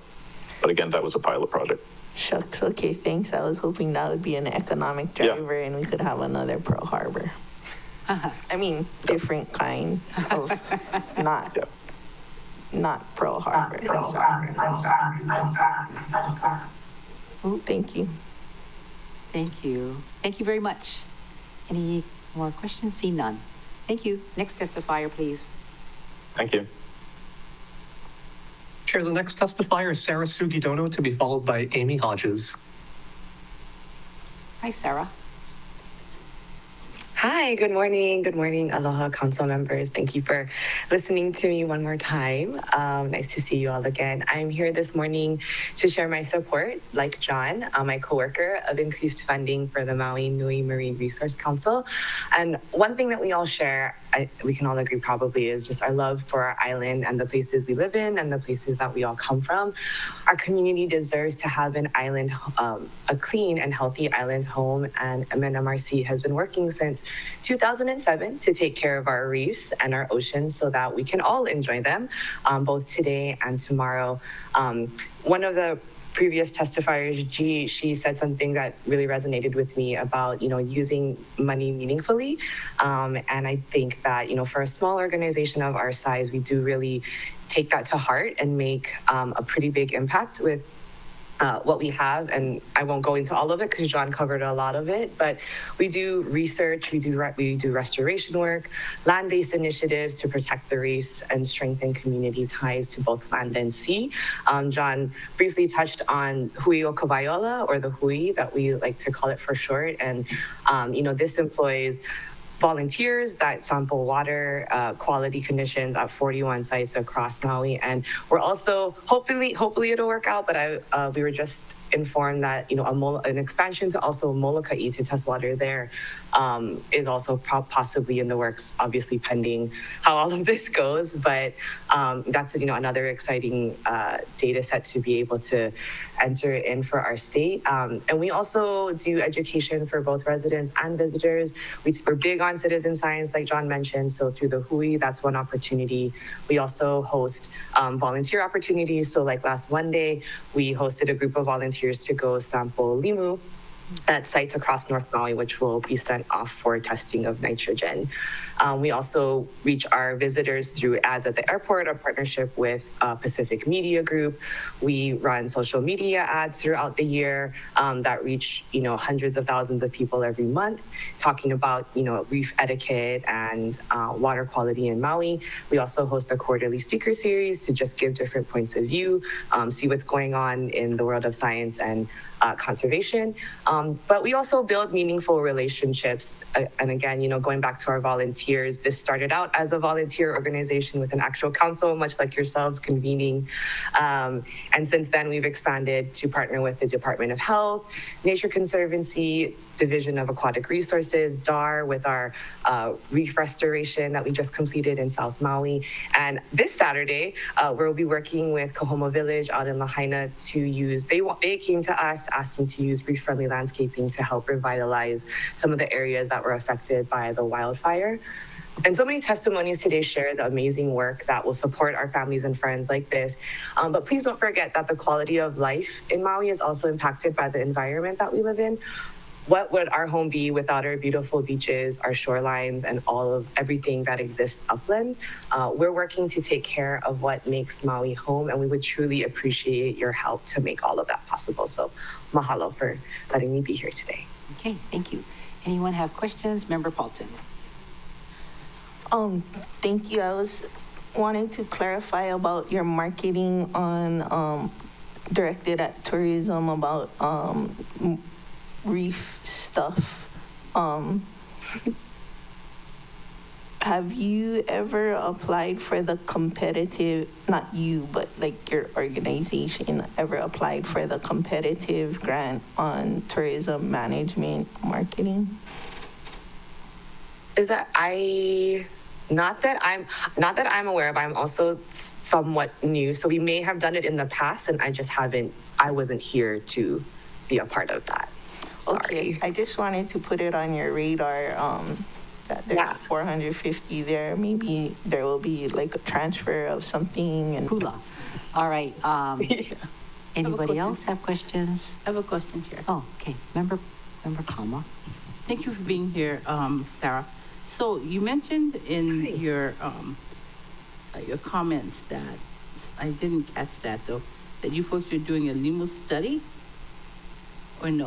Yeah, so yes, well, it's not a single study. There's been an effort to take samples as much as our manpower allowed to sample limu from specific sites around the island. So for example, in February, we hit 12 sites in South Maui. And we take all of those, our volunteers help us to collect them, and we send it off to UH Manoa to test for nitrogen, which can be an indicator of pollution, and also help us to determine, or at least start to determine, where could that pollution be coming from. So there's been efforts over the years, but because we're so small, we haven't been able to get to as many sites as we would like, but we're definitely making strides this year. So in that, so those are like randoms. If you have the money, you choose a spot and you just go ahead and do the research. And more. So some of these spots. Go ahead. Sorry. Some of these spots, to my understanding, have been sampled previously. So typically, what you would like to see is not just a one-time sample. You would like to see 3 data sets. So, maybe, one time in the Q1 and then another time, later on. And once you have those 3 data sets, that gives you you have a better chance of seeing what could be a trend or what could be a pattern. So there has been efforts by us, but also by other people in the past, but nothing so recently. So, we wanted to try and make that effort to go back to places that either we have done recently within the last year or 2 years or so, and then also try to expand that to, like, for instance, North Maui, which we did last week. Okay. Well, thank you. We'll have more discussions with you later. Thank you, Chair. Thank you. Okay. Any other questions for Ms. Sugidono? If not, thank you very much for your testimony. Next testifier. Chair, the next testifier is Amy Hodges on Teams, to be followed by the offices of Tyler Tanaka.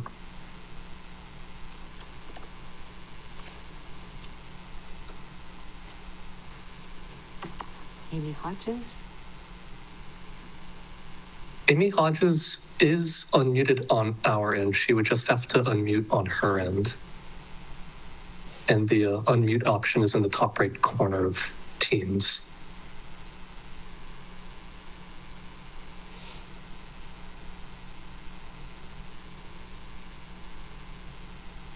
Amy Hodges? Oh, your hand is up.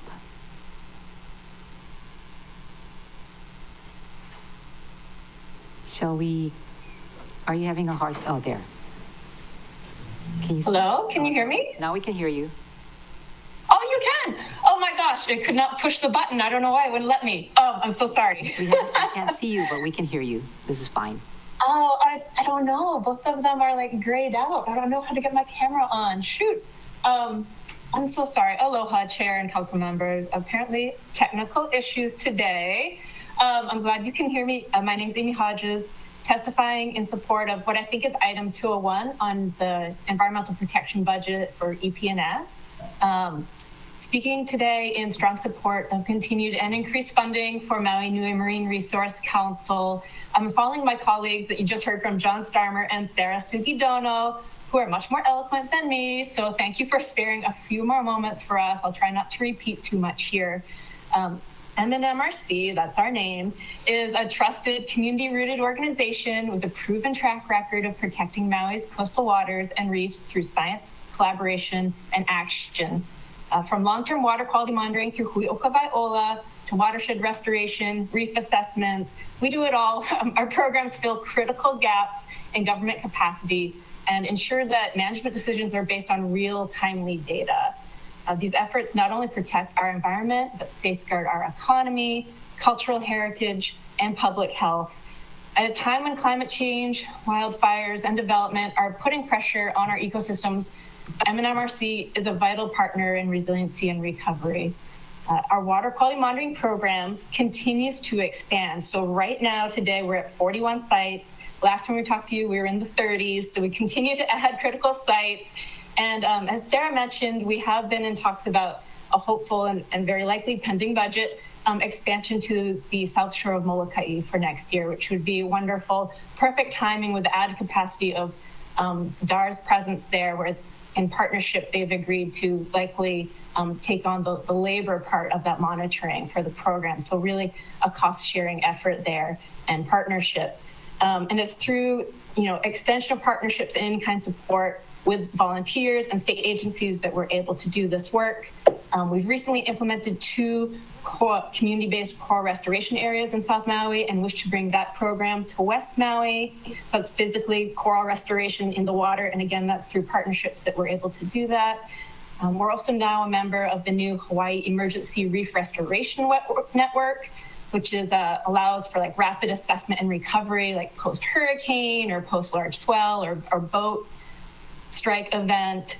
All of that requires us to maintain like a readiness level of our dive program and reef surveys. As Sarah mentioned, we do the LIMO testing to see, where our sources of excess nitrogen and nutrients coming from. Is it wastewater? Is it agriculture? Is it fertilizer? Is it natural fish poop? How do we know if we don't test? I would just wrap up by saying that your funding is critical support matching funds for what we have from other sources. We've just completed a grant application to National Fish and Wildlife Foundation, and that included a lot of funds for ungulate fencing upcountry, which matches with, in the water reef monitoring efforts in North Kihei, trying to prevent and avoid future brown water events in that area. We receive funding from Hawaii Community Foundation. We have site sponsors from Wailea Community Association, Napili Bay and Beach Foundation, Kaanapali Ocean Resort Foundation, a lot of lovely private donors, but again, we couldn't do it without the county support, and you've just been a wonderful partner through the years, and we hope that will continue. Urge you to support MNMRC's budget requests so we can continue this essential work for the people in place in Maui Nui. All right, that's all. Thank you. Thank you. You have a question from Member Johnson. Thank you, Chair. Good Yes. morning, Ms. Hodges, and I appreciate all the work you do. As you know, you're one of my priorities for this year's budget, and of course, Councilmember Yukile Sugimura had the Hui as one of her priorities. So I think you guys came out in force and you explained your mission very well. But I have a clarifying question. Of course, we're all concerned about the federal funding cuts and how it affects, especially environmental groups such as yourself. You mentioned you got NIFWIF money, which is wonderful. I think I was concerned about them getting cut. So maybe you can speak a little bit about, have you received any federal funding cuts? Oh, sure. Yeah, thank you. And we do typically, I don't want to jinx us, but we typically have been successful in receiving this NIFWIF Coral Reef Stewardship Fund. We have just put in an application. We'll hear back for FY 26 through 27 on it. And that is partially, of course, their funds are always partially through federal funding. So will that even exist come time for awards? We don't know. At the moment, MNMRC does have the Ko'ulunani grant, which is administered through the USDA, and those funds come from the Inflation Reduction Act, which of course is under fire right now. Oh boy. So that the funds from the IRA support both Arbor Day and Ko'ulunani programs. Those are the two arms of it. What we have heard from our lovely partners at the state who are administering the federal funds is that the Arbor Day branch of those funds, those grants have been closed with a 30-day notice. And we have been put on notice for the Ko'ulunani grant, saying that, and any day it could happen, but as of right now, it's green light go, or maybe yellow light go.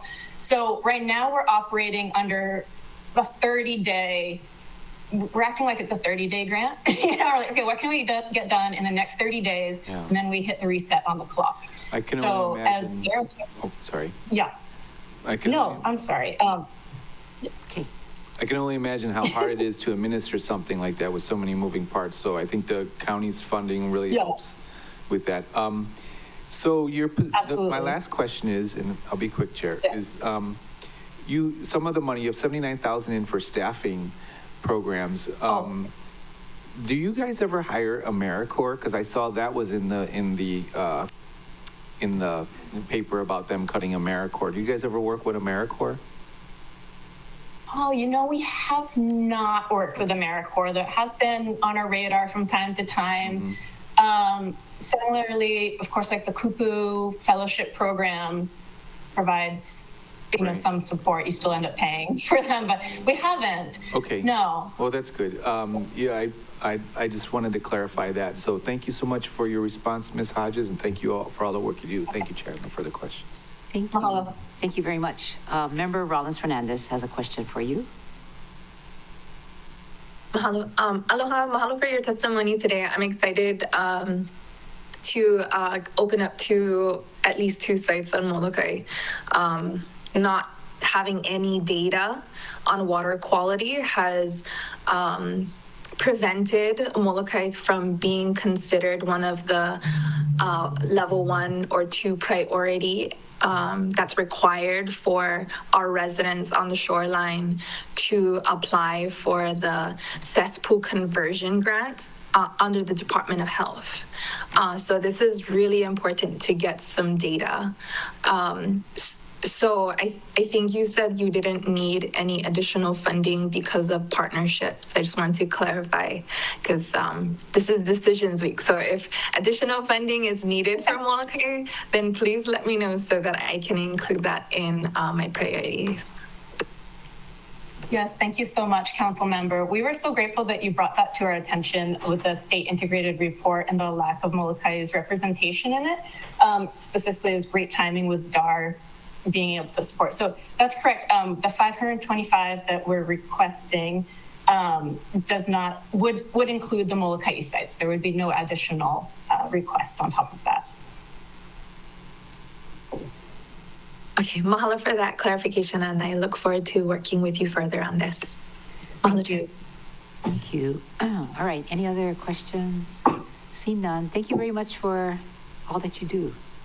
Next testifier. Chair, the next testifier is signed under the offices of Tyler Tanaka on Teams, to be followed by Tiare Lawrence.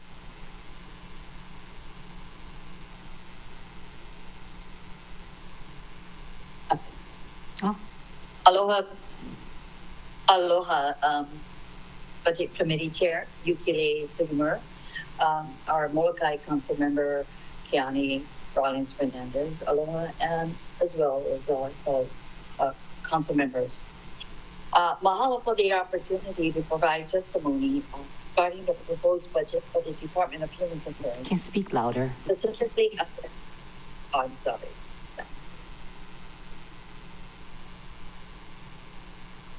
Okay, so actually I'm here to give testimony regarding the proposed budget for the Department of Human Concerns, specifically under the grants category. I respectfully bring to your attention a proviso that allocates 300,000 to Kohala Coast Urgent Care on the island of Molokai. While this support has been greatly appreciated, I would like to request a revision that would allow for more equitable access to these county funds by the broader Molokai healthcare community, especially with possible federal cutbacks that many are, I guess, unhappily anticipating. So while continued investment in local healthcare is critical, we believe that revising this proviso would help ensure that other qualified providers on Molokai also have a fair opportunity to apply for and benefit from these essential resources. We respectfully request that the proviso be changed to read Molokai Healthcare instead of naming a specific provider. The simple adjustment would allow all of Molokai healthcare providers to have equal access to grant opportunities under the Department of Human Concerns. This change will strengthen the overall healthcare infrastructure in Molokai and provide flexibility in addressing the diverse medical needs of our island community. Mahalo for your time, consideration, and for your continued support for equitable healthcare funding across our islands. Mahalo. Thank you, former council member Stacy Crivello. Nice seeing you. Aloha. Aloha. Anybody has questions for her? Seeing none. Thank you. Aloha. Aloha. Anybody else? Next testifier. Chair, the next testifier is Tiare Lawrence, to be followed by Robert Garrison. Aloha, Chair. Aloha, Council members. I just want to say for the record before I get started that I have a lot of respect for you guys. Budget is no joke. You guys have been working really hard. So plenty aloha to you guys. I wanted to come here today in full support of Ka'ipu'ukui. I myself is a graduate, amazing program, strong support of funding to clean up Cut Mountain. I'm friends with several first responders who have constantly have to respond to fires and criminal activity, and it's time we clean up that place.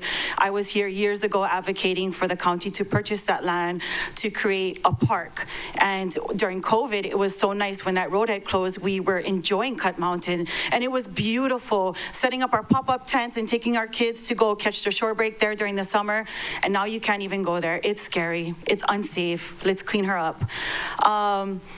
Implement Park Maui. Park Maui has the opportunity to make us a lot of money, and I think Paia would be a great place to start that program. Department of Transportation needs some money to kickstart that program. Please support it. Let's get her going. Let's make extra money. And then I wanted to take this time to say that I strongly oppose the county funds to bail out vacation rental owners, and let me explain why. As a homeowner upcountry, I'm required to upgrade my cesspool to a septic system by 2055 at a personal cost of around $35,000. That's what I was quoted. No one is offering to cover that for me or the 7,000 other upcountry homeowners in the same situation. I want to build an ADU. I want to build generational wealth for my family. I feel like I should have priority over vacation rental owners. It's so challenging. Why should the county cover costs for vacation rental operators, many of whom profit significantly from tourism, while local families are left to fend for themselves? That's not fair. For the record, I do support the development of a wastewater facility, but not with taxpayer money. The responsible path forward is to create a CFD. In areas like Ma'alaya and upcountry, a CFD builds the cost of improvements into each property, adding a fee to the real property tax bill and allowing owners to pay over time, like a mortgage. I also welcome the use of R1 recycled water for agriculture. I work at Mahipono. We would gladly take that water. I just am not comfortable using taxpayer money to bail out vacation rental owners when they make a shitload more money than I do. You know, $35,000, that's what I was quoted to build an ADU. I just want to build a one-bedroom cottage so that I can offer an affordable rental unit to family members or to other local residents. But I have to pay $35,000 in order to do so. I want to help the community, but can the county help us too at the same time? Thank you so much for your time. Aloha. Nice to see you here. Nice to see you too. Yeah. Anybody have, here. No, wait just a second. Member Cook, and I see Member Kama. Thank you, Ms. Lawrence. So would you be, my clarifying question is, you're supportive of a CFD for upcountry to do sewer? Absolutely. Absolutely. I think that's the right path forward to put that burden on people like ourselves that are barely surviving it's a huge ask. But if it was like, if I paid a little bit in my property taxes over time and know that like when the time comes that I could access that money, it'll just take so much pressure off of my already debt that I carry. Okay, great. Thank you very much.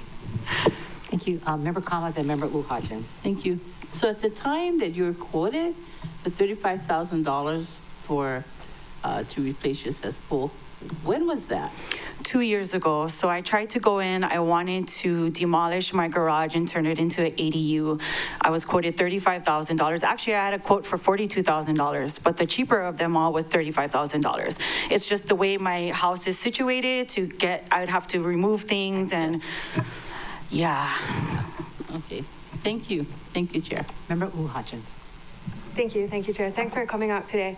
I'm in the same situation as you, so if we wanted a septic tank that you can never drive over, it's like 30, and then if you want one that has like cement over it, it's like 45. But to clarify, in order for you to build your ADU, you would have to do your cesspool conversion. So not only are we talking about 40, 35,000, that's before you even begin the price and the costing, the cost of your ADU. Absolutely. Okay, thank you. Because that's what most people have to do. They have to do that part first. And just to let you know, a lot of upcountry, our lots are on the bigger side.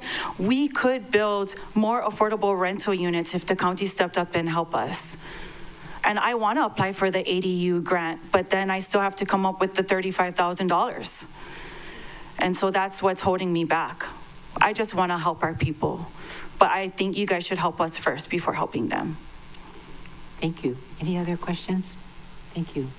Okay, I just want Thanks, you guys. I just want to say, keep on planting. You make Upcountry look so wonderful. Thank you. We love what we do. Yeah. Mahalo. Thank you. Chair. Next testifier. Oh, I'm sorry. Chair. Member Rollins Fernandez had her hand up. Aloha, Ms. Lawrence. Mahalo for your testimony. So just wanted to clarify two things. One, I appreciate Member Hodgins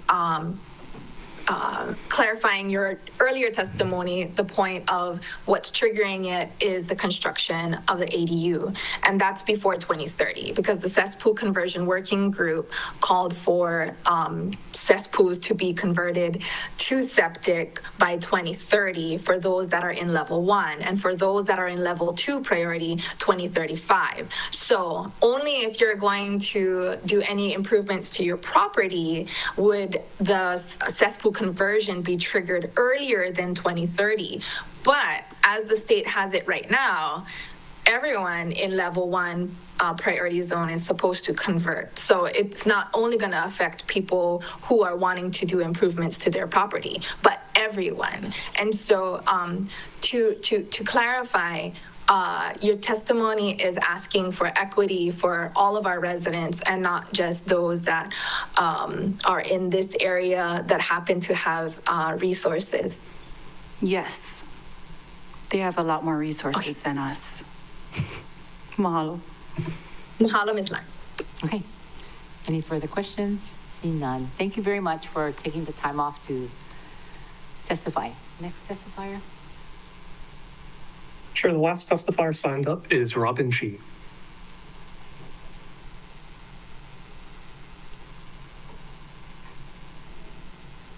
Robin is unmuted on our end. She would just have to unmute on her end through Teams. Hey, Robin.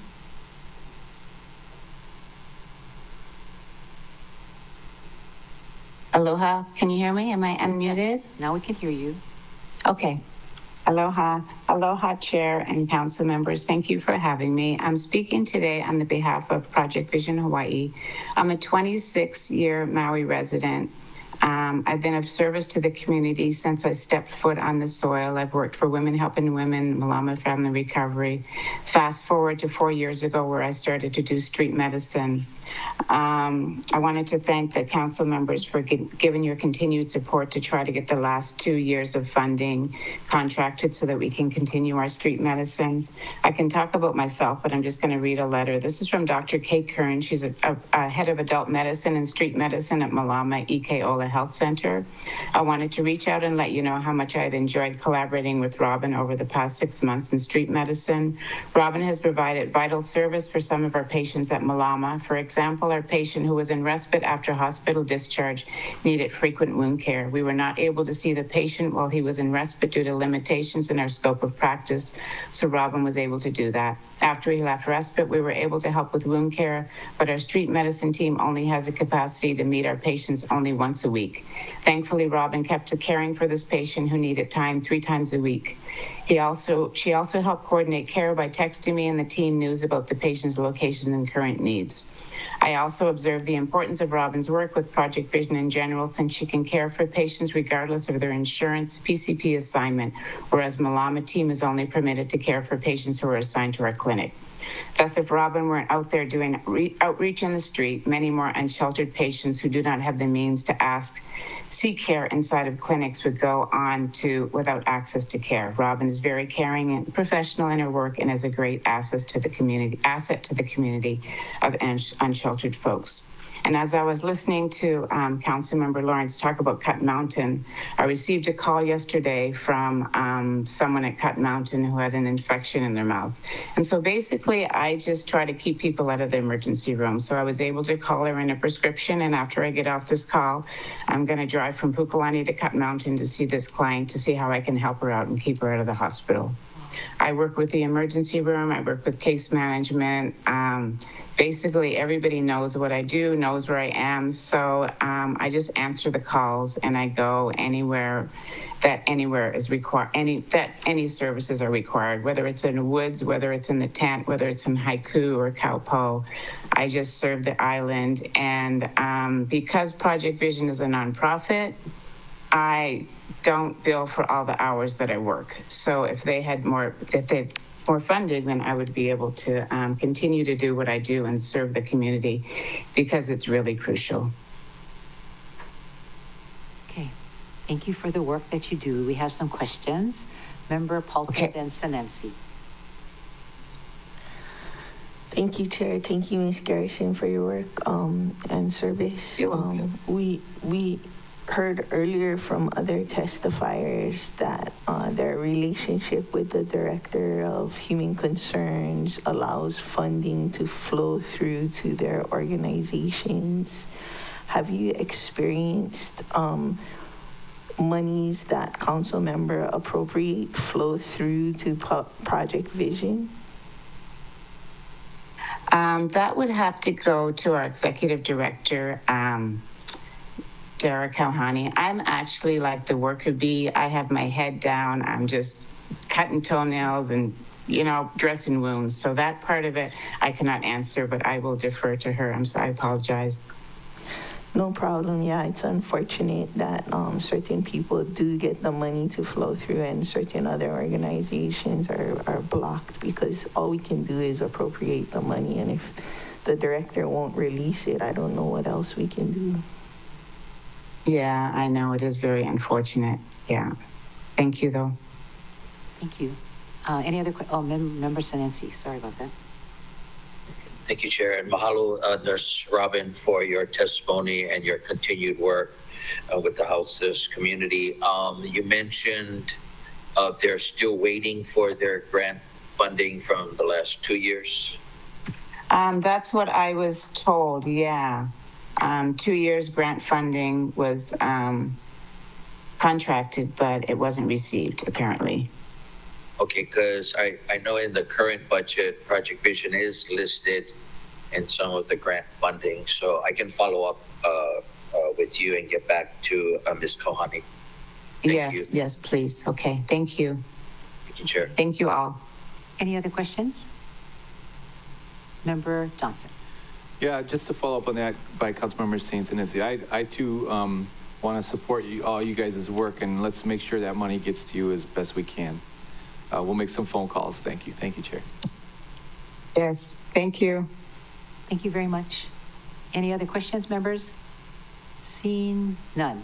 All right, thank you. Next testifier. Was that the last testifier? Sure. That is, yeah, that's all the individuals signed up to testify, but I do see one individual approaching the podium. Thank you, Jared. Thank you for working for the county. Obama JC Law. Stay on Haleakala, Kula Uka, Wanakoa, Ahopua. I've been to quite a few, maybe like at least 10 budget sessions, and I see the difficulties of this one that you guys are going through. So I'm here to try to make suggestions and try to follow the rules as much as I can, but I like coloring outside the lines sometimes. Sometimes you learn stuff by doing abstract art. Yeah, we'll talk about that when the other people come up. But this, I realize this is about it's the kind of agenda, budget, taxes, and I heard that solid waste management is coming up. So, Mr. Ogawa, thank you for working for the county. The church's dumpsters were full up there in our town this week, and I haven't checked it out yet, but I've seen some cardboard in there, and I'm pretty sure there's other stuff that could be diverted. So, yeah, stay inside the lines. That's private. The company, hopefully Cecile Powell can work with the trash companies and try to get them to put the word out. The big ticket item is the waste to energy factory that Shane Sinenci brought to his committee meeting a long time ago, November 5th, 2019, I believe it was. I learned about downdraft gasification. The question is where, and that's the hard part for you guys that I was talking about, because once I get to thinking about it, if you ask me, if you said that we have the money, where do you want to build it? It's so hard because Lahaina, Lanai, everybody has their favorites, Molokai, and then of course the practical one would be in right there in Pu'unene, where we already have stuff going on.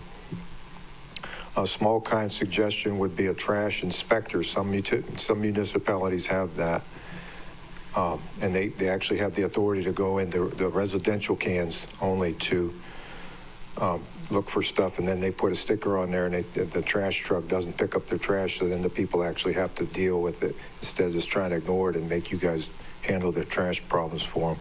And Kiani, I used to be a tire man, so if you want me to come over there and help you fix your tire, then I'll help you. And I have a horse to sell you too if you want it, but he's used. Any questions? See none. All right. Last call. Thank you, Chair. This is the last call for oral testimony. Please come up to the podium or raise your hand on Teams if you would like to testify. The countdown is 3, 2, 1. Seeing none, Chair, no one has indicated that they wish to testify. Thank you. Members, with your permission, I'd like to close public testimony and we'll continue to receive written testimony. Thank you. So I'm going to take a break. It's 11:07 and we'll take a short, 10-minute break? Is that legal? Oh, we got to start discussion. Okay, we can start discussion. All right, so we will start on environmental management, and then we'll ask Member Kama. Sorry to interrupt you. I thought maybe this might be a good time for Member Kama and Chair Lee to give us an update on their... Yes. On our community meeting last week, Thursday, and then we can go into recess and come back and start DEM. Do you want to do the presentation now? Yes, I can do the presentation now, or as long as my bladder will hold out. Yeah, I know. Okay, so this is a fiscal year 2026 budget from the council public hearing April 18th, 2025 at 6 p.m. in the council chamber and on Teams. This is the residency area meeting for Kahului and Wailuku Waihe Waikapu. At Friday night's public hearing on the fiscal year 26 budget, the council received oral testimony from 57 people in support of funding for the variety of organizations, programs, and projects. 12 people testified in support of MEDB Inc. and STEMWorks Hawaii, One of them also testified in support of improvements to Coach Spencer Shiwaishi Memorial Pool. 12 people testified in support of environmental, cultural, and historic preservation. 6 people testified in support of programs to train youth on automotive mechanics. 6 people testified in support of the BEST program. 5 other people testified in support of other MEO programs. 5 people testified in support of Boys and Girls Clubs of Maui. 6 people testified in support of other youth and family programs. And 4 people testified in support of housing initiatives. And so I have a list here of all the 57 people who showed up to testify and their names, of which I will not leave, except to say Tom Crowley was the last, just to say thank you to all of us for our hard work. That is my report, Chair. Shirley, you have anything to add? No, say no. No, she did an excellent job. For you wasn't here. Thank you. Obviously. Okay, that was a very good public meeting. And all right, so I'm going to start on environmental management, and then I'm dying to take a 10-minute break. So, Anyone else is dead. okay, so Department of Environmental Management. So this has 3 special funds: environmental protection and sustainability, solid waste. Both received supplemental transfers from the general fund this year. So any cuts related to these funds could be moved back to the general fund. On the administrative general program, which is in Bill 41, page 5, anybody want to say anything about category A? And then I'm going to take a break. Yeah, I have something to say. Okay. Yeah, we need to look into category A. Oh, very good. Okay, so members, I am going to take a break. Member Paulton beat me.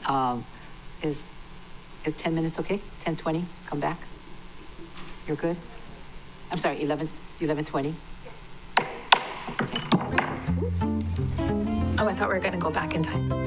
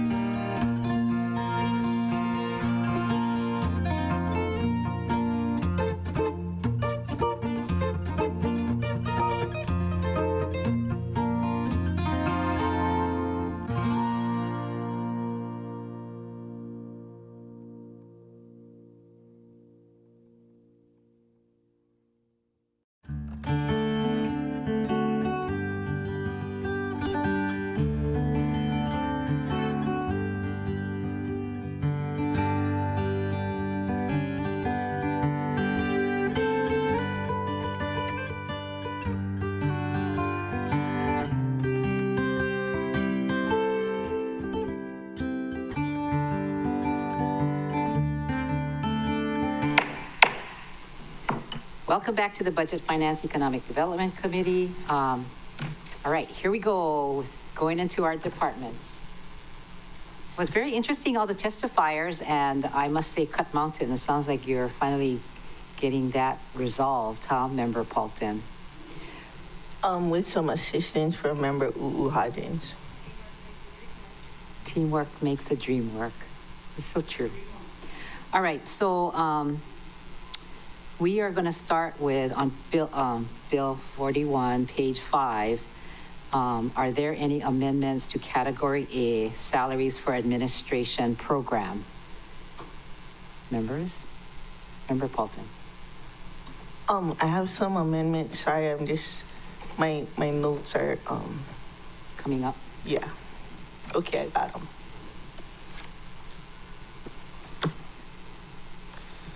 Okay, I move to cut under the B program number 5, small a, paren 1, big A salaries, $51,176 plus a fringe of $38,085.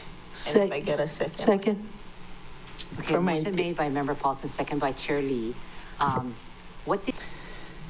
And post it in the allotted time. I do not have confidence that this can be done in 1 year time. So I'm defunding the expansion positions that have not yet been created, but they can move forward with the creation of it. And if they have vacancy money in other categories, they can fund it. Okay. So do you have a dollar amount for that, for the personnel? $51,176. Deputy Director Kawasaki was going to look into whether we would be adding the salaries, the increase to account A. So I wanted to find out if there was a response yet. Okay, so. Oh, I see Ms. Toshikio. Ms. Toshikio. Hi, thank you. Yes, and actually I can defer to Deputy Director, but we did have a chance to confer this morning and kind of discuss options for the council. Sorry, Rochelle, did you want to answer or do you want me to answer? Either way is fine. You're already on there. Feel free. Sorry. Okay. So what the budget director had explained was that the funding for the salary commission raises, as well as a cushion for any of the attorneys, is currently in countywide. And there is a provision in the, what is it called? The general budget provisions. It's in section 20 about movement of funding from countywide to the departments. And I believe that that's already been the practice. So for instance, if a department or even within the legislative branch in their category A, if the salaries are running low on the funds, then they can make a request to finance to that transfer from the countywide directly to the category A budget for each of the respective departments. So that is one option that's possible. The other option is to do what has been discussed, which is to, at this point in time, move the increase into each departmental budget. So that the transfer doesn't have to happen at a later point. But yeah, so I leave that to the council to decide. We did talk about if that were going to happen where you chose to move and increase the budgets for each department at this point, you know, how would be like the fastest and easiest way for the council to do it without having to go department by department. So that's something that we would kind of need to flesh out. Okay. Mahalo, Ms. Toshikio. Member Paulton. I wasn't finished. Oh, you're not done? Okay. No. Proceed. Yeah. Mahalo for that explanation. I would prefer that it be moved out of countywide to account A for each department. I understand that administratively it would be easier for us to just leave it in countywide, but countywide is kind of like a black hole for the public.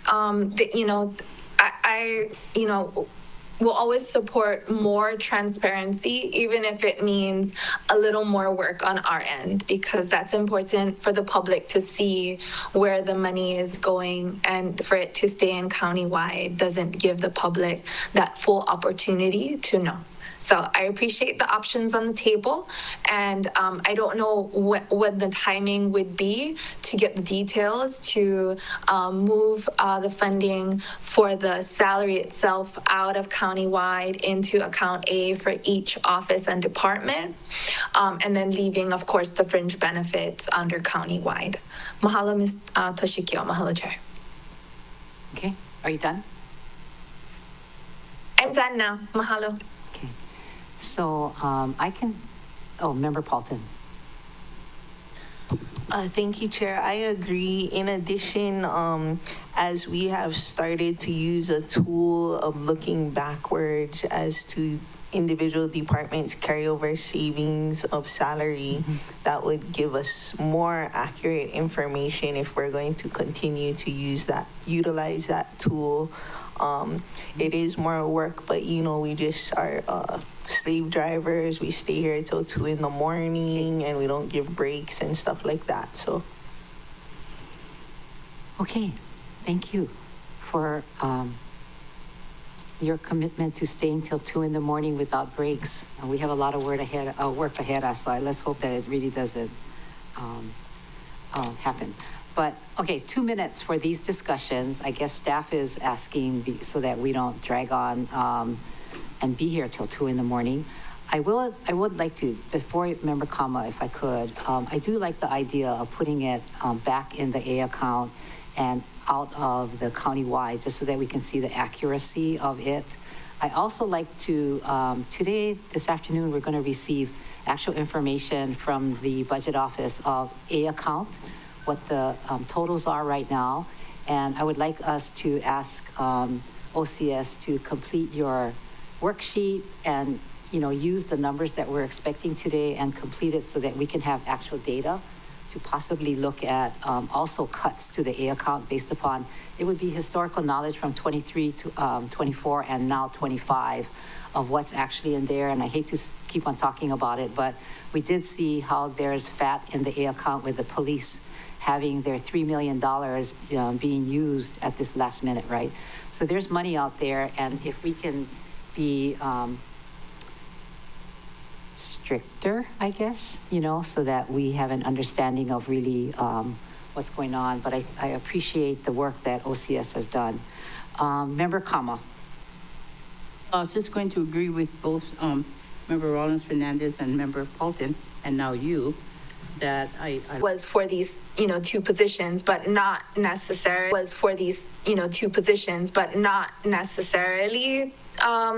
reducing those specific positions, or is it for? I can clarify. Yes, please clarify. So I'm completely reducing the department personnel clerk, which is a expansion position for fiscal year 26. And I'm reducing the info and education specialist from a full year of funding to 8 months of funding, because we're approximately 9-10 months into this budget and it hasn't yet been posted for some money that they can choose where they want to allocate any excess money they have. We're not defunding a position. Okay. That's not what we said, Chair. We said we're just reducing salaries, account A, not taking away the money from that specific position, and that's why we're clarifying this right now. Because what you said is the opposite of what we just clarified. Okay. Okay, members. Any other discussion? No? Does staff understand that? I just want to clarify, because Chair, I know, I'm not confident that you do. Okay. They're fine. All right, all in favor, members say aye. Aye. Okay. So that's 9 ayes, and motion carries. Okay, now, I'm fine. My computer is off. Off, okay, go ahead. Okay.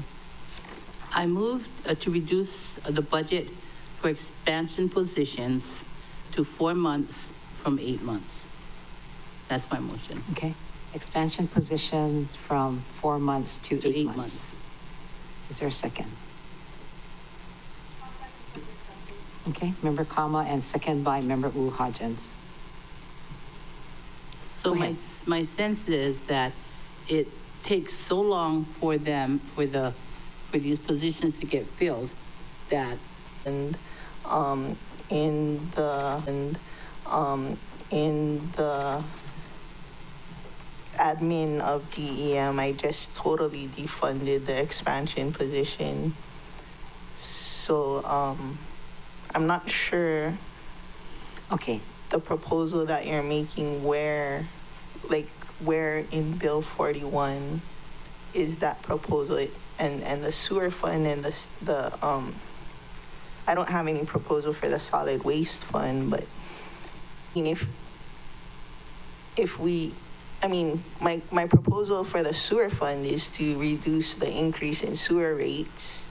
The solid waste fund is, I mean, I don't know how to explain it, but it's not that simple. okay. I was planning on taking it up. Okay, go ahead. Thank you. So I did second for discussion because I wanted some clarity and I didn't think we were going to get it in the motion. But if we right now are on the wastewater administration program, and we haven't moved on to the sewer fund operations and solid waste, let's say.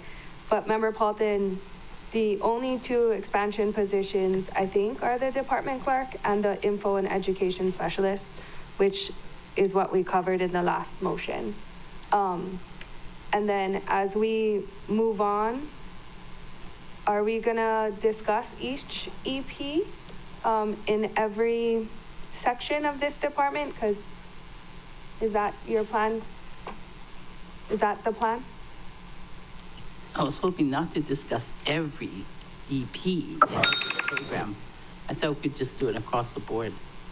Oh, Okay, but the salaries are a little bit different across the board because some gets funded with the sewer Certain fund funds. and some, yeah, with Yeah. general fund. So we might need some specifics because the salary A is not all one big chunk in this department. yeah. I'll broke So it up. maybe the You're other right. departments that might be okay, but this one with all the different funding mechanisms might be Yeah. difficult. That's all I have. Thanks, Chair. Thank you. So, department, okay, Member Paulton, let me know if you have any other ideas, but I'm taking up admin program. And Yeah, so I already defunded the whole 8 months for the fiscal year 26 thing. Yeah. So this motion doesn't, I Okay. don't know, redundant. Yeah. Okay, so It is Member true. Kama, are Yes. you interested in removing your motion as we go piece by piece? We can go piece by piece if it's better for everybody and more clarity as we continue on. And Okay, if it means we're gonna, I don't want to say what Member Fulton said, but I don't know if you're too, but we might. Okay, I'm fine. Chair Lee. Thank you. Okay, Thank you, so Chair. if we went back to your original plan to go program by program, then we can continue on Yeah, with the same idea, it's just by program. yeah. Okay, So that's what I was planning on doing because each program has all these Okay. accounts, right? A, B, and whatever. Okay, so Member Paulton. Sure. Member Rollins Fernandez. Sure. So in addition to what Chair Lee is saying, is in the self-funded divisions, if adjustments are going to be made to the expenses, then adjustments need to also be made to the revenue side, so the rates. So did Member Kama withdraw her motion? Is that where we are? Because Yes. it's no Yes. longer clear. Yes. Like, She okay, just withdrew all her right, motion all right. Mahalo, Member Kama. and withdraw her second. Member Wu Hodgins, thank you. Okay, so before we move on to admin program, this is where we would have that discussion regarding the directors and deputies. Member Paulton, did you have a thought on this?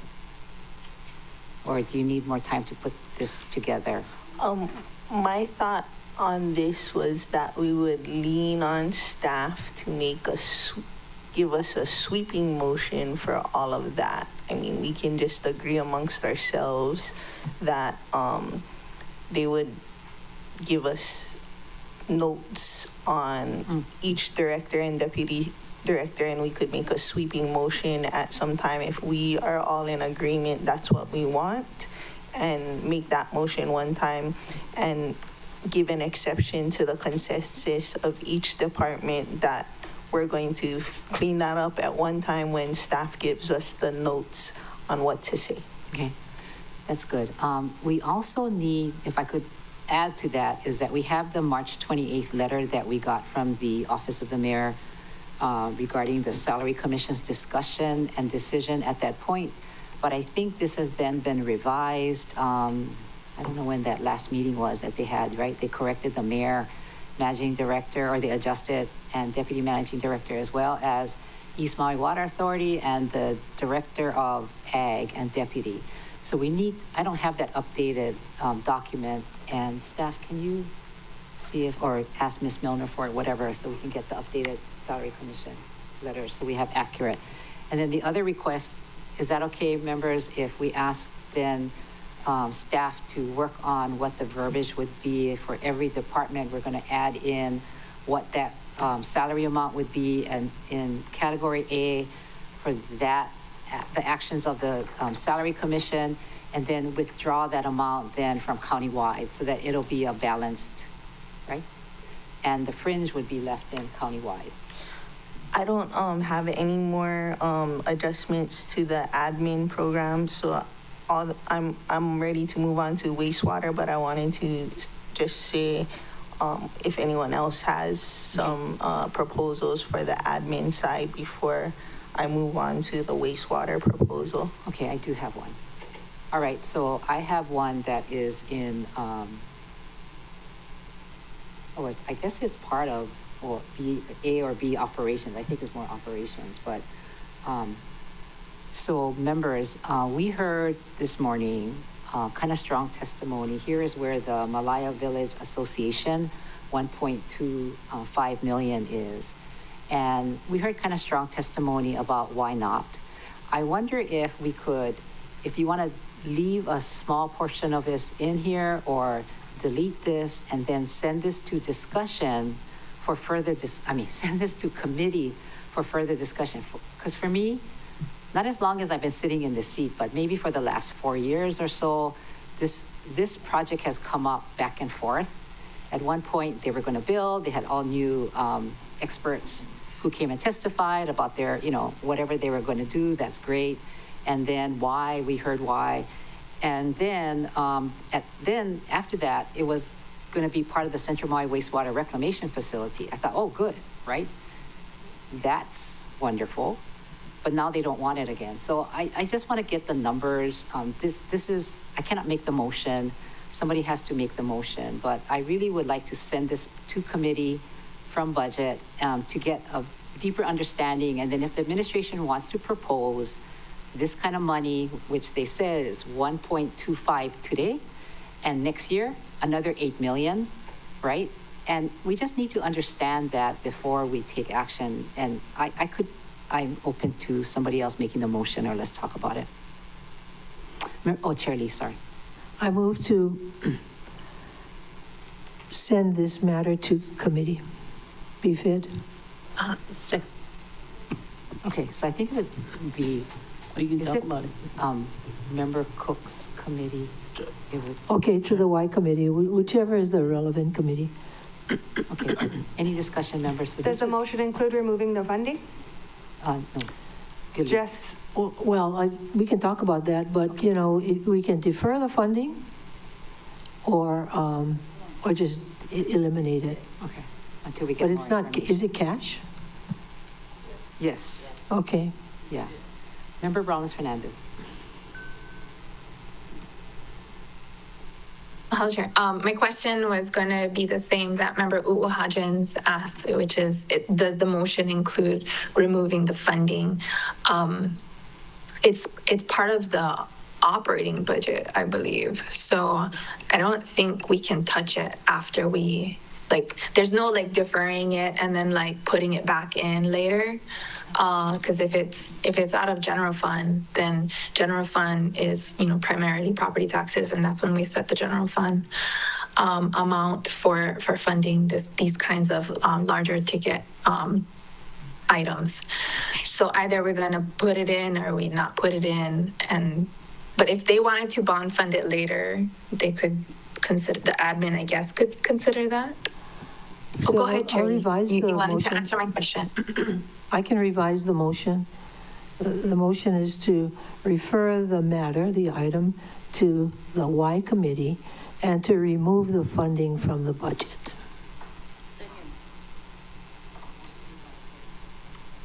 Chair Lee, and second by Member Kama. Yep. And then staff asked me to take a little break to talk about this for a couple minutes, and I got to find my phones, my own staff. I think I left it in the office. Yeah. So we'll come back then at noon, okay? At noon. You want to break for lunch? Why don't we deal with this? Can we deal with this? Oh, okay, so 11:58.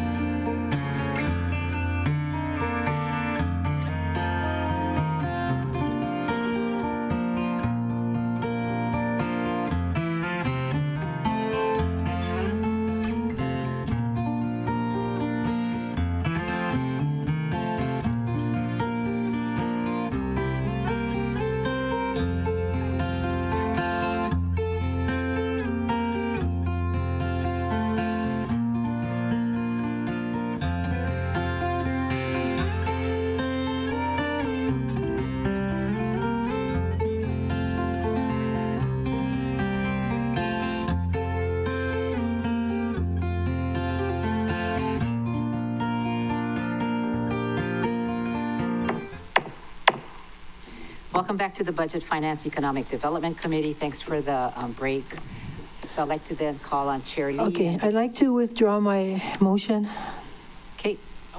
Second? Okay, motion is And withdrawn. offer a new motion, and the motion is, I move to delete 5A2. So 5A2 is the Department of Environmental Management Administration Program, General Fund, disbursement for salaries and premium pay. Motion made by Chair Lee, second by Member Kama, and it is 5A2, what you just read. So thank you in DEM. It's a correct one. Okay. Okay. Any discussion? Member Paulton. Thank you, Chair. I did also have concerns about the department's capacity to carry out this project, given the money that we gave them last year for a CFD study for the Wailea. Concerns that the department has the capacity to fulfill it. And I also support the people that are required to convert, taking another look at that law and who were the main players, and that they've been convicted in the whole Stewart scandal, you know, that I think another look should be taken at that. But Okay, we're off subject. no, that's totally on subject, because the testifier was saying, why aren't we helping the upcountry people who are affected by that bill? That bill was passed by corrupt politicians that have since been convicted and are in jail. So that needs to be taken a look at. So I will not support this. Okay. Member Johnson. Thank you, Chair. I do appreciate where the council's coming from. We do have to find cuts, and I get it. But at the end of the day, I take the ferry in and out of Malaya quite often, and I see it, and we've been hearing it for many years. And in the bigger scope of things, our feds are opening up fishing grounds. Our oceans are now more than ever under immense pressure from humankind. So I would like to try to help protect, even though it's just a small space, it's still very important. So I would hope we could find cuts other places, but I understand where the bodies come from, so I won't be supportive. Thank you, Chair. Okay, Chair Lee. I am supporting the motion for you on your behalf, is because we can always take this up at another time when we're not so much in a rush, when we have more information on the capacity to actually implement this project, which is highly doubtful under the circumstances right now. Considering that entire department will be almost 100% focused on the landfill project and removing all the debris from Oluwalu to Central Maui and fixing up Central Maui. So it doesn't seem realistic to think that that same department can tackle a project of this size at this time. That's all. Thank you. Thank you. Member Hodgins. Thank you. And then after me, Member Rollins Fernandez does have her hand up. I'm going to be supporting this motion. I'm not against the project. I don't love the way it's being funded right now. During discussions with the department, I am concerned about the precedent that it's setting. And as we heard from Tiare Lawrence, our district is full of cesspools as well.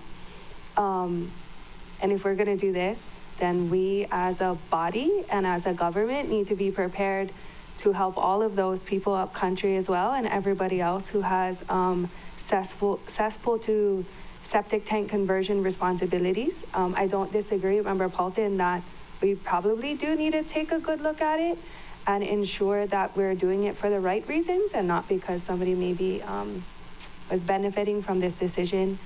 Nonetheless, when they have to go in for an SMA, and they have to do all those things, if that body comes in front of us again, I'm happy to support them. I do think that they need to take some accountability for what they're doing to the ocean as well. I understand that the county and the state said it was okay. That was a long time ago.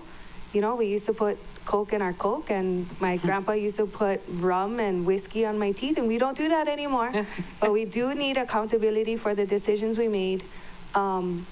And I hope that they hooey up, and I'm glad that they have, and we can hopefully find a better way to fund this project. Yeah. And I'll support the project, but not necessarily the funding at this moment. Thanks, Chair. Okay, so anybody else before I make my, member Kama? Oh, member Rollins Fernandez, so sorry. Member Hajins, like said in the beginning of her comments that I had my hand up. We apologize. Okay. Remember, Hajins, we're not supposed to put whiskey on the teeth anymore? That's, okay, so, just kidding. Okay,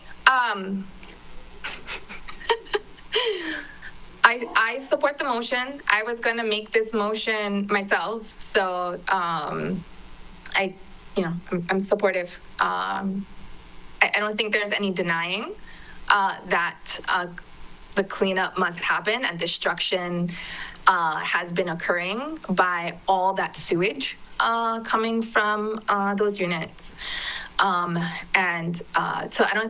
I think we're all in agreement about the impact that those units have had on the bay. I don't think anyone disagrees on that. The disagreement is how it'll be paid. And when I asked one of the representatives who's volunteering on this, I think he's a resident there, he said that a serious conversation on a CFD hasn't happened, and I would like to see a CFD be what funds this project.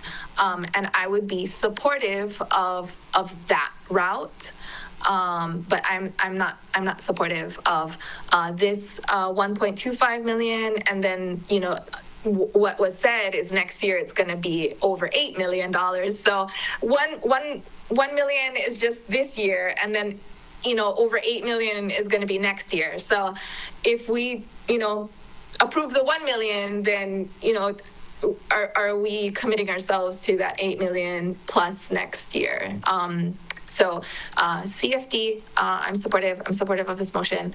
Mahalo, Chair. Okay, great. Member Kama. Thank you, Chair. Well said, Member Rollins Fernandez.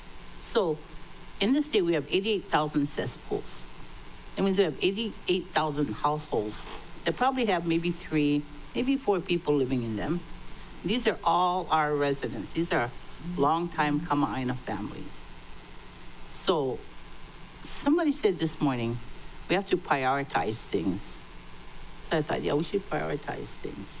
These are one of the things I want to prioritize, helping for Ma'alai Village. So that is my, my 2 cents, Chair. Thank you. Okay. Anything else? Chair? Yes. Apologies to interject. Staff just wanted to ask a clarification for the motion on the floor. It's right now we have down the removal of the condition, the 1.25 million, but does the motion also include the corresponding reduction in category B?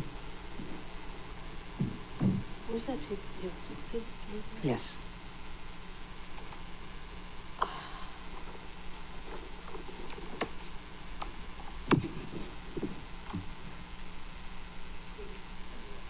James, Yes, does it include, what did you say in category B? just also like cutting the 1.25 million from category B for the administration program as well. I would imagine yes. Thank you. Okay. If I could, when Malaya came before us and was talking about this, I think they mentioned that then DEM would take over the management of this site, and I could be mistaken, but that's another thing. I think they should connect to the Central Maui Wastewater Reclamation Facility. We're building it, it's available, and I don't know now, since they withdrew their interest, maybe they don't have a space in it again, where this deserves more discussion. All right, members, I think we all got to say what we want. All in favor, raise your hand, say. Oh, okay. Roll call. Thank you, Chair. Proceeding with roll call vote. Council Chair Alice Lee. Aye. Councilmember Tamar Pelton, No. Councilmember Gabe Johnson, No. Here and Oceanside, California. Councilmember Keani Rollins Fernandez, Aye. Councilmember Tom Cook, No. Councilmember Nohilani Hodgins, Aye. Councilmember Shane Sinensi, No. Committee Vice Chair Tasha Kama, Yes. Committee Chair Yukile Sugimura. Yes. Chair, you have 5 ayes, 4 noes, motion passes. Okay, members. All right. Thank you very much, Chair Lee, for making that motion for me and clarifying You're it. welcome, and I'll never do it again. We had to do it like 5 times. Okay, thanks, yeah. All right, so now we're gonna go to lunch. Okay? It is now 12, you wanna come back at 1:30 or 1:45? 1:30? 1:30. Okay. Okay, this meeting is now in recess till 1:30.